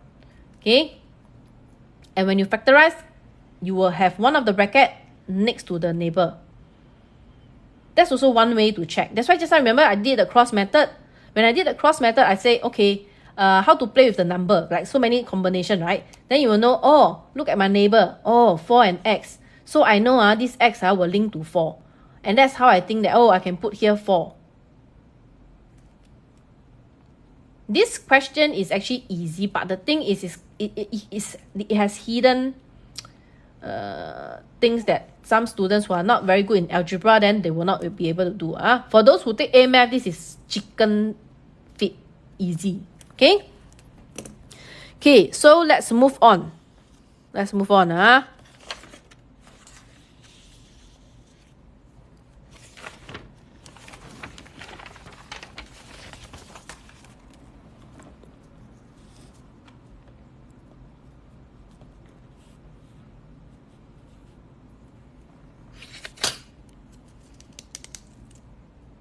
Okay, so properties of circle.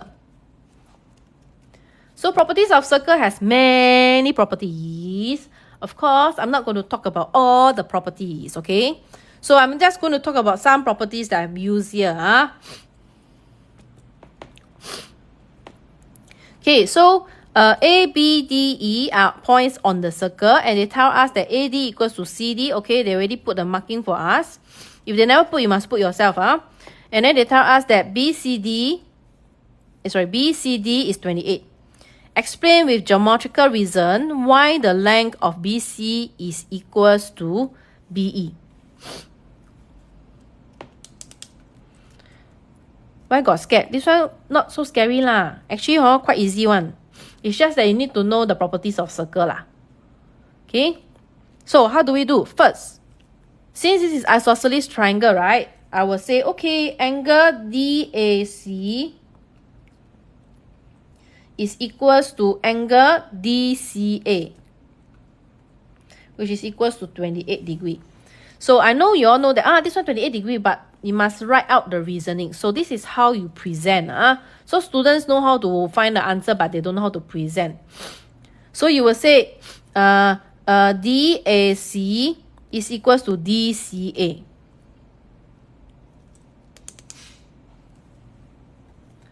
DCB, DAB also can, okay? DCB, DAB also can, as long as you're referring to the same angle over here. So then I have to put the reason. So because this one is isosceles triangle, then I will just state this one. AD is equals to CD. Okay, so update the diagram. So this is 28 degree. Okay. Actually, just one step only. You see, I'm going to turn the diagram so you can see better. Oh yeah, I know some students say must write base angle of isosceles triangle. Teacher Kangie very lazy. I just write isosceles triangle. To me, is I got give reason can already. Okay, come. See, I'm going to draw this line here. I'm going to join the line B and D. So let me put dotted lah. Now, see here, BAD, BED. Do you see that? BAD, BED. They share the same base BD. So this is, no, teacher never got flu. I also don't know why. Suddenly, okay, angle in the same segment. So this is 28. Ta-da! Actually, you see, I already proved these two is the same. So this one is isosceles triangle, Isosceles triangle is, yes, angles in the same segment. Well done. Okay. So, again, let's write out. So we will say angle DEB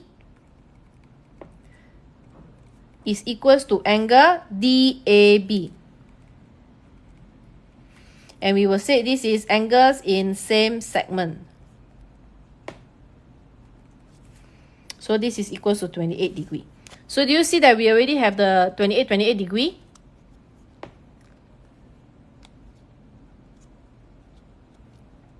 Yes, that's why I say this one actually not that tough. You need to know two properties only. Angles in the same segment and isosceles triangle.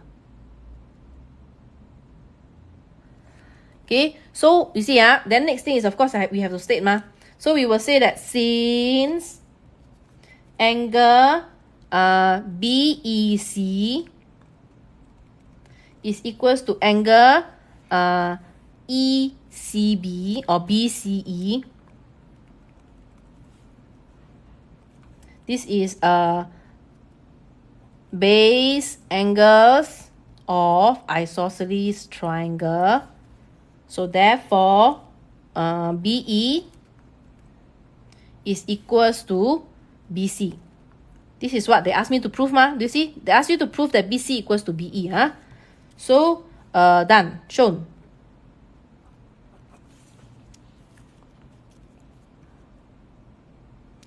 Because the question said, explain with geometrical reason why blah, blah, blah, blah, blah. So we have to put the reasoning. In secondary school, we need to put the reasoning. If not, they will minus mark. Wow, your O-level 50 years ago.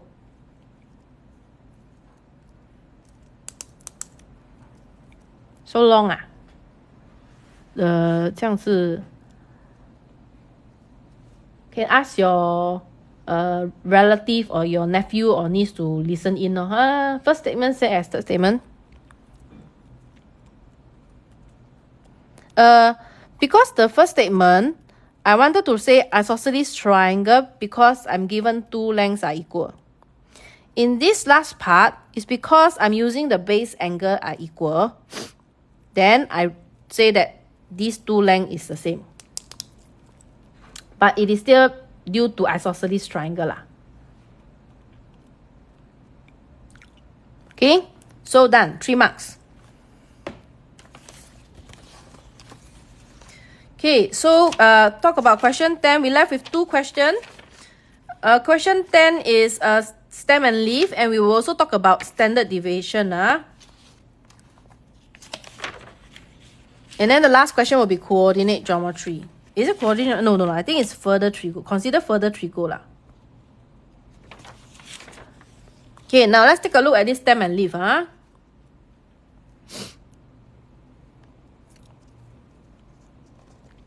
Why do I need to move a bit faster?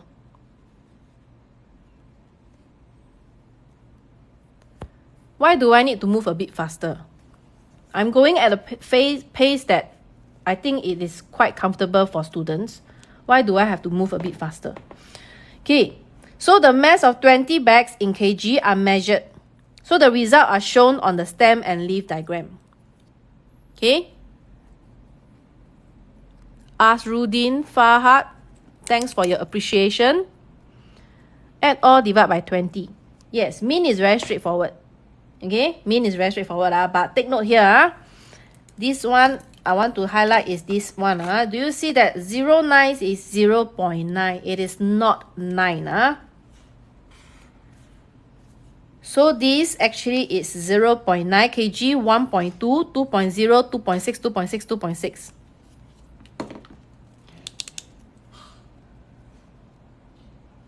Thanks for Jia Fei. I also feel that the pace is fine. Okay.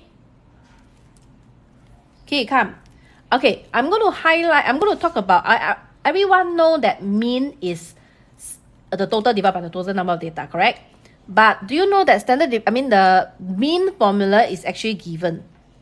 Okay, let me just explain about this formula. Because why I want to explain this formula is because later standard deviation, you will understand better. See here. So mean, the formula is sum of fx over sum of f. So this funny symbol here is called summation. Yes, mean, mode, median, the stem and leaf is learned in Sec 2. Sec 4, O-level is tested for Sec 1 and Sec 4. See here. So you see here, sum of fx, what does this mean? Means f times x. F is the frequency, x is the data. So you see how I'm going to link this formula. So over here, my mean, sum of fx. So let's find the fx. F means the number of times the data appear. In this case, I have only 0.9. So I put 0.9. This is called f times x. Number of times is the frequency, x is the data. So this is f times x. And then let's continue to the next fx. This one again only got one data, so that means it's 1 times 1.2. F times x. Because we are doing summation ma. So we're going to do all the fx, fx, fx and then add them together. That's called sum of fx.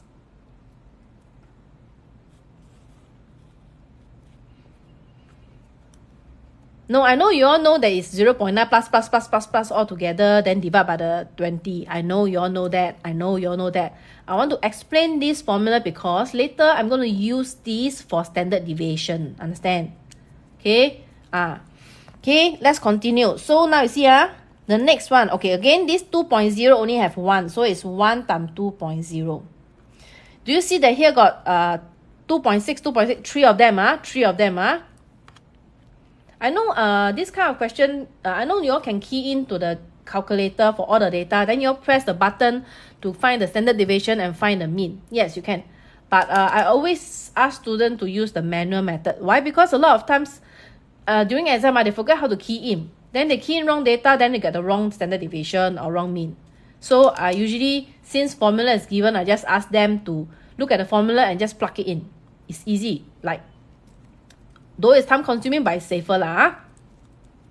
Okay, so now next, see, frequency, I have 3, right? So in this case, I will put F is 3. My data is 2.6. F is the frequency. So I have 2.6, 2.2, 3 times, So 3, 2.6. Okay, now next. Now this one got 1, 3.0. So again, 1 times 3.0.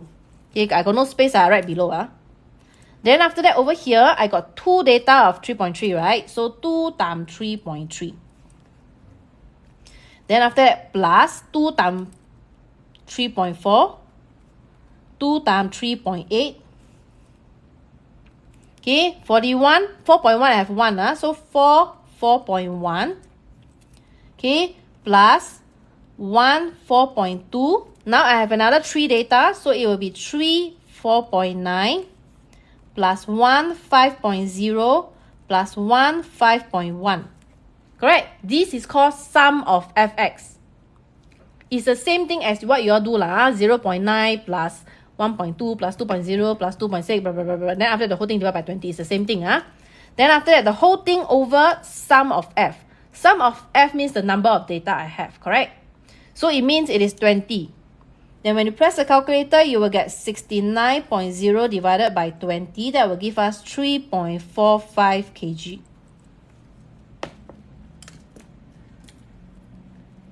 Okay, so I'm using the formula to find this. So every time you're... Okay, so now let's go next is ask for standard deviation already.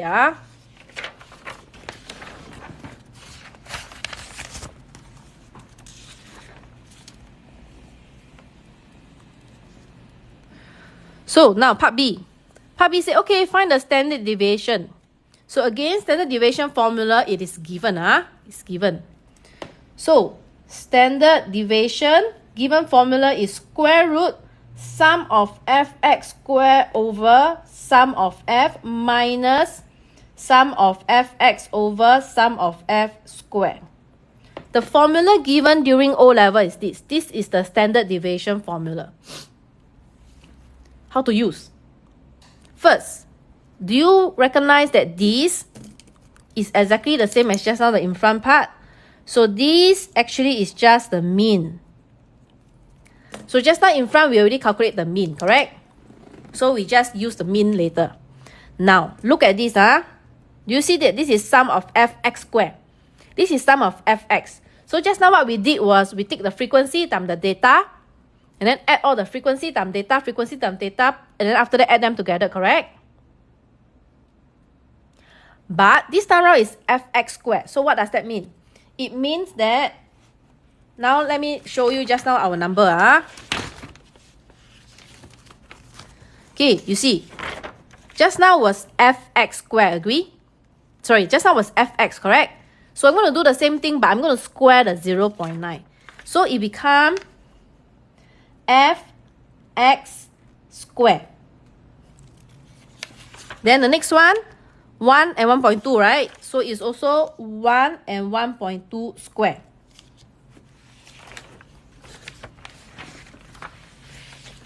You can use calculator, but this is the manual method. Okay, manual method. So of course, some students say, okay, I draw the table, then we list out the f and x, and then after that they find them. It's the same thing, since you already understand. Okay, since you already understand. Okay. So then after that, we will just key in all the values. So it will be plus 1.2.0 squared. Okay, so I'm going to just show here. See here.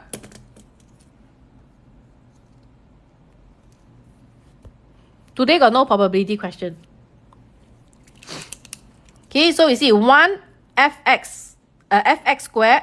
All the fx square is the same as just now the in front, but now all the square there. So that's called sum of fx square. Divide by sum of f, which is 20, minus the mean square root, I get this. So this is my standard deviation. This is the manual method, okay? So if you know how to key your calculator, please proceed to key your calculator. Like someone said, wow, very tedious for 1 mark. I agree, I totally agree. But if you don't know how to key into the calculator, then this is the manual method. Because formula is given. So I want to teach this is because sometimes during exam, you suddenly panic, you don't know how to key into the calculator, right? It's okay. You can refer to the formula sheet. Formula is given. Now, look at the formula, you know what is fx squared. You look at the formula, you know what is sum of f. Now you look at the formula, you know what is sum of fx. Okay? Okay, next. Okay, this next one, part C, is a popular question. Okay? That they ask, okay, it was found later that the weighing machine has an error. Each bag was actually 0.08 kg heavier. Then they ask, explain how this will affect the mean and the standard deviation.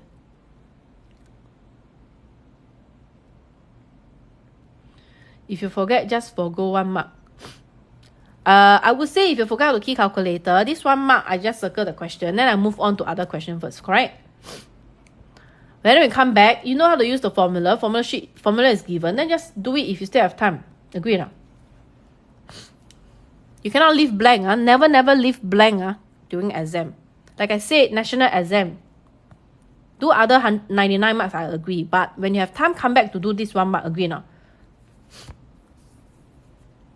If you know how to key the data into the calculator, yes, you can use calculator, no problem. Because paper 1, paper 2 can use calculator. Okay, now, see, because every bag, it is, I have to add 0.08. So the mean, the new mean, simply just take the old mean plus the new mean.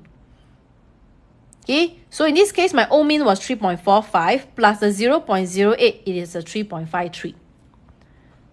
Okay, so I show the proof. I show you the proof. You see here, new mean is equals to the old total plus 20 data of the 0.08.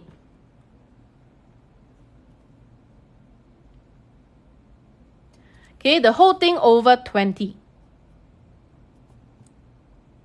Then after that, 69.0 plus 1.6 over 20 is 69. I get 3.53 kg. So 3.53 minus 3.45 is actually 0.08 kg. Okay? So it means that the mean will increase by 0.08 kg. And the standard deviation remain the same. Why is it that standard deviation remains the same? Because standard deviation is you are trying to see what is the spread of your data. If this question, all the data is, I have to add 0.08. That means my spread of the data remains the same one because all data increase by 0.08. Agree now? So in this case, the spread is the same. Therefore, standard deviation remain the same.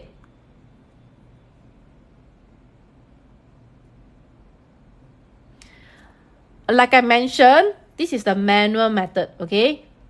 If you know how to use calculator, you key in. Don't ask me to use the calculator because Teacher Kangie also never go and memorize that one. Okay? Because I never use that. Why? Because different students use different calculator. The way of keying into calculator also different. So if you want to know how to key into the standard deviation using calculator, please Google your calculator model. Go and find out how to key in the data for standard deviation and mean, okay?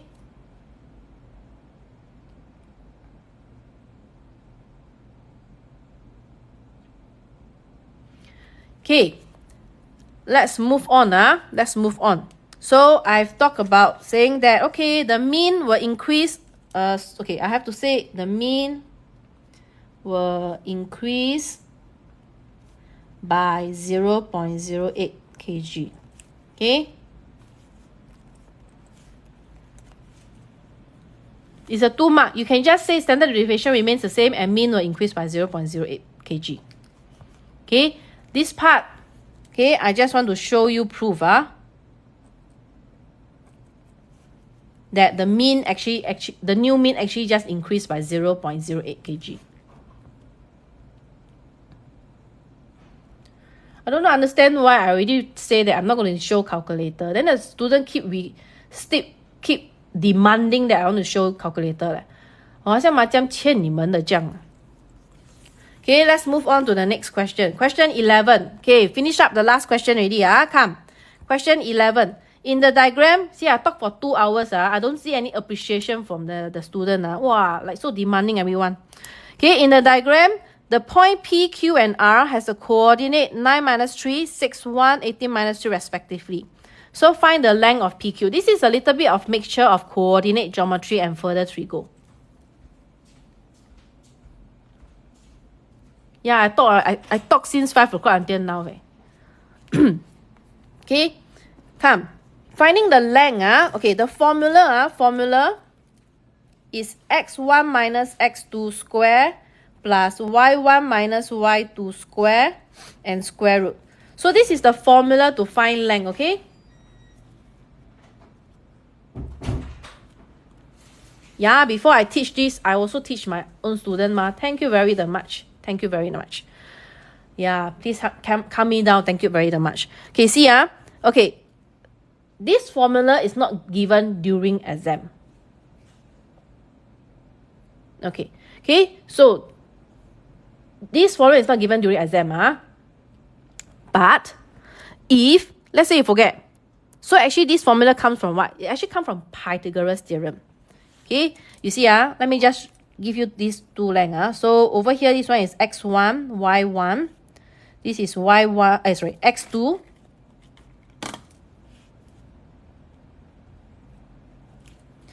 So I want to find the length of this one. So let's say, wow, you forget this formula. So how? You draw this dotted, okay? Pythagoras theorem, the length of this one is the hypotenuse, correct?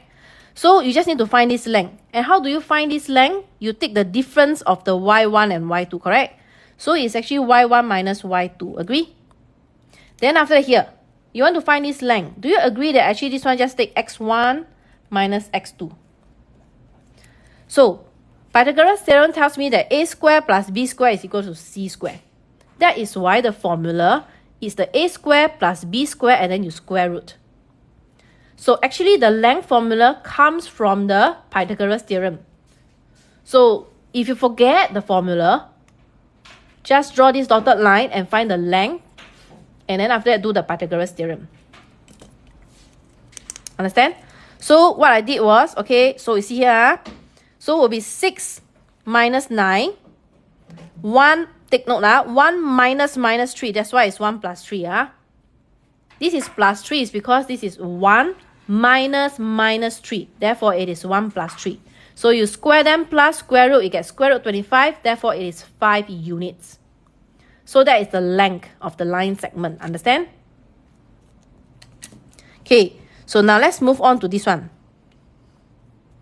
They say find the value of cosine QPR giving your answer as a fraction in simple form. You see, QPR is the obtuse.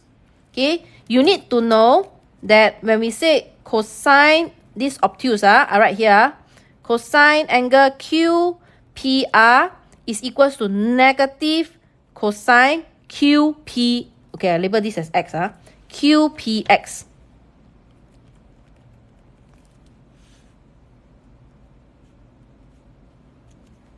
Yes, this one using Tuakaso plus the obtuse. Obtuse in the second quadrant, cosine is negative. Okay, EMath only learn first quadrant and second quadrant. Only EMath students will learn all 4 quadrants. Like now I'm doing all my EMath 3 go with all my Sec 3 students. Okay, they are all suffering. Suffering as in like they struggle to understand trigo in school. Yeah. But of course, together come to me, of course, it will be a different story. Okay. So that is why, see here, look here, there's a right angle triangle. We're going to draw it.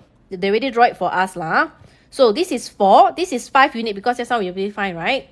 So how to find this px? You use Pythagoras theorem. So 5 square minus 4 square square root, you get 3 units. So now you have 3, 4, and 5. Got it?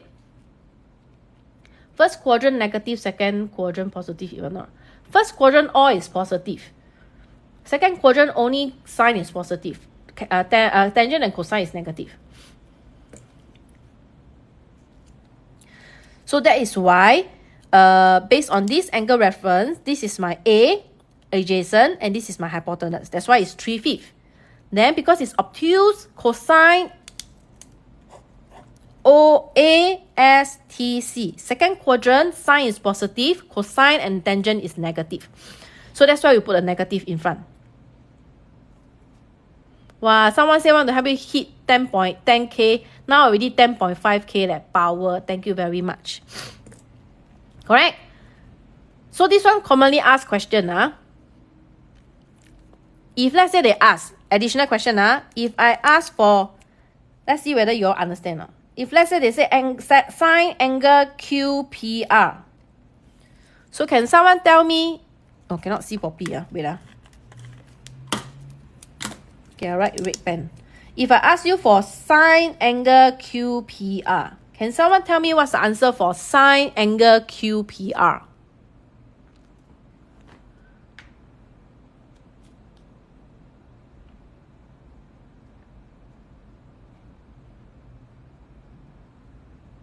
Need to put minus or not?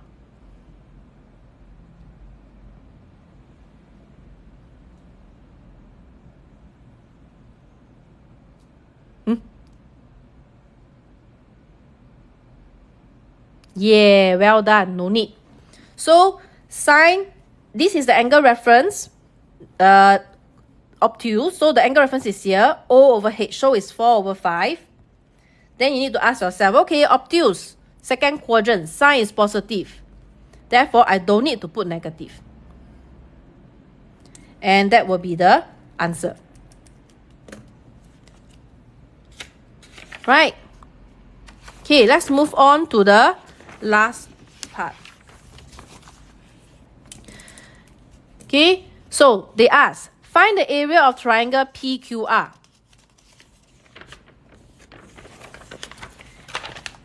PQR. So it's simply just half times base times height, right? So we know that the base is 9. The height is this corresponding perpendicular height. So it's 4. So it's simply just half times 9 times 4, which gives us 18 units square. Okay, next. Find the equation of the line PQ. This is very important concept that you must know. Finding equation of line. So finding equation of line first is you must know that it is always y equals to mx plus c. This is the very first thing you need to write out. Okay. Then next you need to find the gradient. So the 2 points P and Q is 6, 1 and 9 minus 3. So I always put the 2 points there so that we can see and find the gradient.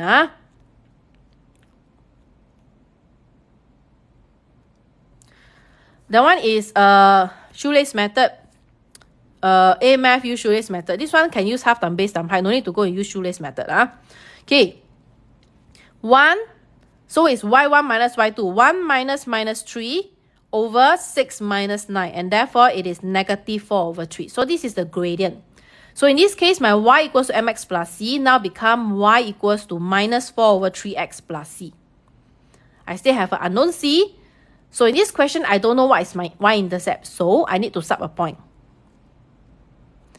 Find m already, then find y and x, then sub it. No. Find one point on the line. Because anyway,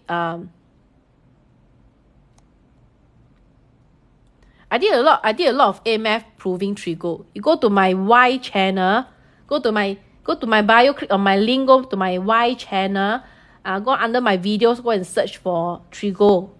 There's a lot of videos there. Okay, so then I just sub one point there, sub in, then you find, oh, my C is 9. So therefore, now my equation of the line is y equals to minus 4 over 3x plus 9. Okay. So sometimes they want it flat, right? Then you see the denominator got 3. So you times 3 throughout, you get this. Either one also can.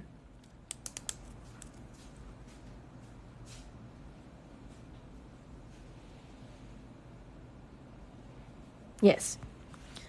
Next, this one. This one actually, I also don't understand why they go and tell us that the line passed through the R. I feel that they say the line passed through the point R, a bit redundant information. But okay, anyway, they say, okay, the equation of the line passing through the point R is this 4x plus 21y equals to 9. So I always have the habit, every time they give me an equation of a line, I always make y the subject because I want to see what's the gradient. So this 4x plus 21y equals to 9, I make y the subject. Okay, after I make y the subject, I can see, oh, this is like my equation 1. This is equation 2. So I can see, oh, since one gradient negative, so I know it's a line that is sloped down. This is the equation, which is from here. So actually what they ask you to do is to find the intersection point. To find the intersection point, simply just do simultaneous equation. So what I did was just this one equals to this one. Okay, and then after that, just solve linear equation, you find your x. Don't stop there because you need to find the coordinates, you need the y as well. So sub in the x and find the y, and that will be your y coordinate. Therefore, this is the point whereby it's the intersection between the two lines.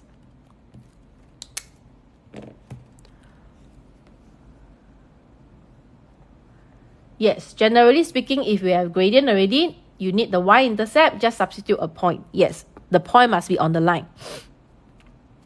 Gradient is always using this formula. Gradient y1 minus y2 over x1 minus x2. This is the gradient formula. So 2 points. So this is my 2 points, y1 minus y2. That's why it's 1 minus negative 3. x1 minus x2. Therefore, it's 6 minus 9. And therefore, my gradient is this. I also don't know. Suddenly, I feel like my nose a bit blocked. Maybe I'm tired already. Wow, the area of triangle question quite generous. Where got generous? 1 mark only . Someone just now say want to use shoelace method. So for EMath, take note. For EMath, they will not expect you to give you very chim triangle to do, okay? It's always use half times base times height. So you just need to find the base and the corresponding height. So this question is, this is the base and the corresponding height is already given 4. Okay? So in EMath, it's always half times base times height 1. They will not expect you to use shoelace method. Understand?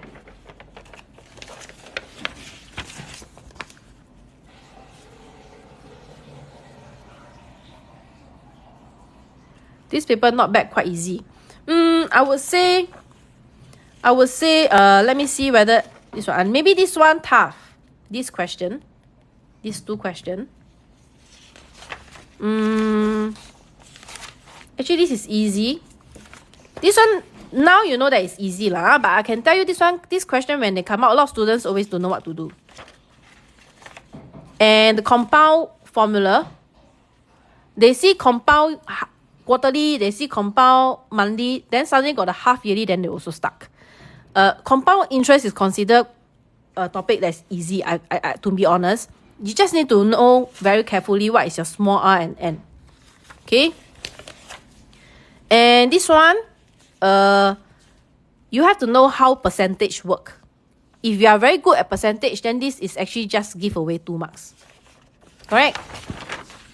And yes, this simultaneous inequality, the concept is always the same. The only thing just now I already mentioned, things that you need to take note, as long as you do not commit all those mistakes, then this one also put in the pocket. Yes, correct. They said shoelace method cannot use during finding the area of triangle. I don't know lah. I always ask my student don't use. Then some students say it can use. Then I don't want to argue with them lah. I say up to you lor, you decide lor. Okay. Then this factorization is not the usual grouping 2 by 2. It's group 3 by 1. And after 3 by 1, using cross method, then they use a square minus b square. Correct? So, to me, this is a bit tricky. For those who often do factorization, this is easy also. This one, I'm referring to the wrong paper. Okay, never mind, it doesn't matter. Okay, this one is actually not tough. Okay, you just need to know how to combine into a single fraction. This one actually is also not tough. This one is actually not tough. It's just that, again, you need to know your properties of circle. Standard deviation. This one, the mean and the standard deviation, yes, I do agree that if your key calculator is faster, please go and find out Google and see how you use your calculator to key in. Okay, because every time I search, to be honest, every time I Google already find out already. And then after that, few weeks I forget again. Because standard deviation only teach once a year, and then after that I always forget. I forget it. Then I don't want to. Then everybody ask me different calculator. Then ask me again. I don't want to key in. Very troublesome. So I just use the formula. Okay, if you want to find out, go Google. Go Google. So yes. Then the last question, which is what we did here, which is the finding the length. Okay, and this one always come out 1, the second quadrant one. So you need to know that it is just put a minus for cosine, put a minus for tangent. Only sign remain as positive. Alternate segment theorem is EMath. It is not EMath. So you will not use alternate segment theorem in EMath 1. It's always only properties of circle. So yeah, so that's all for today.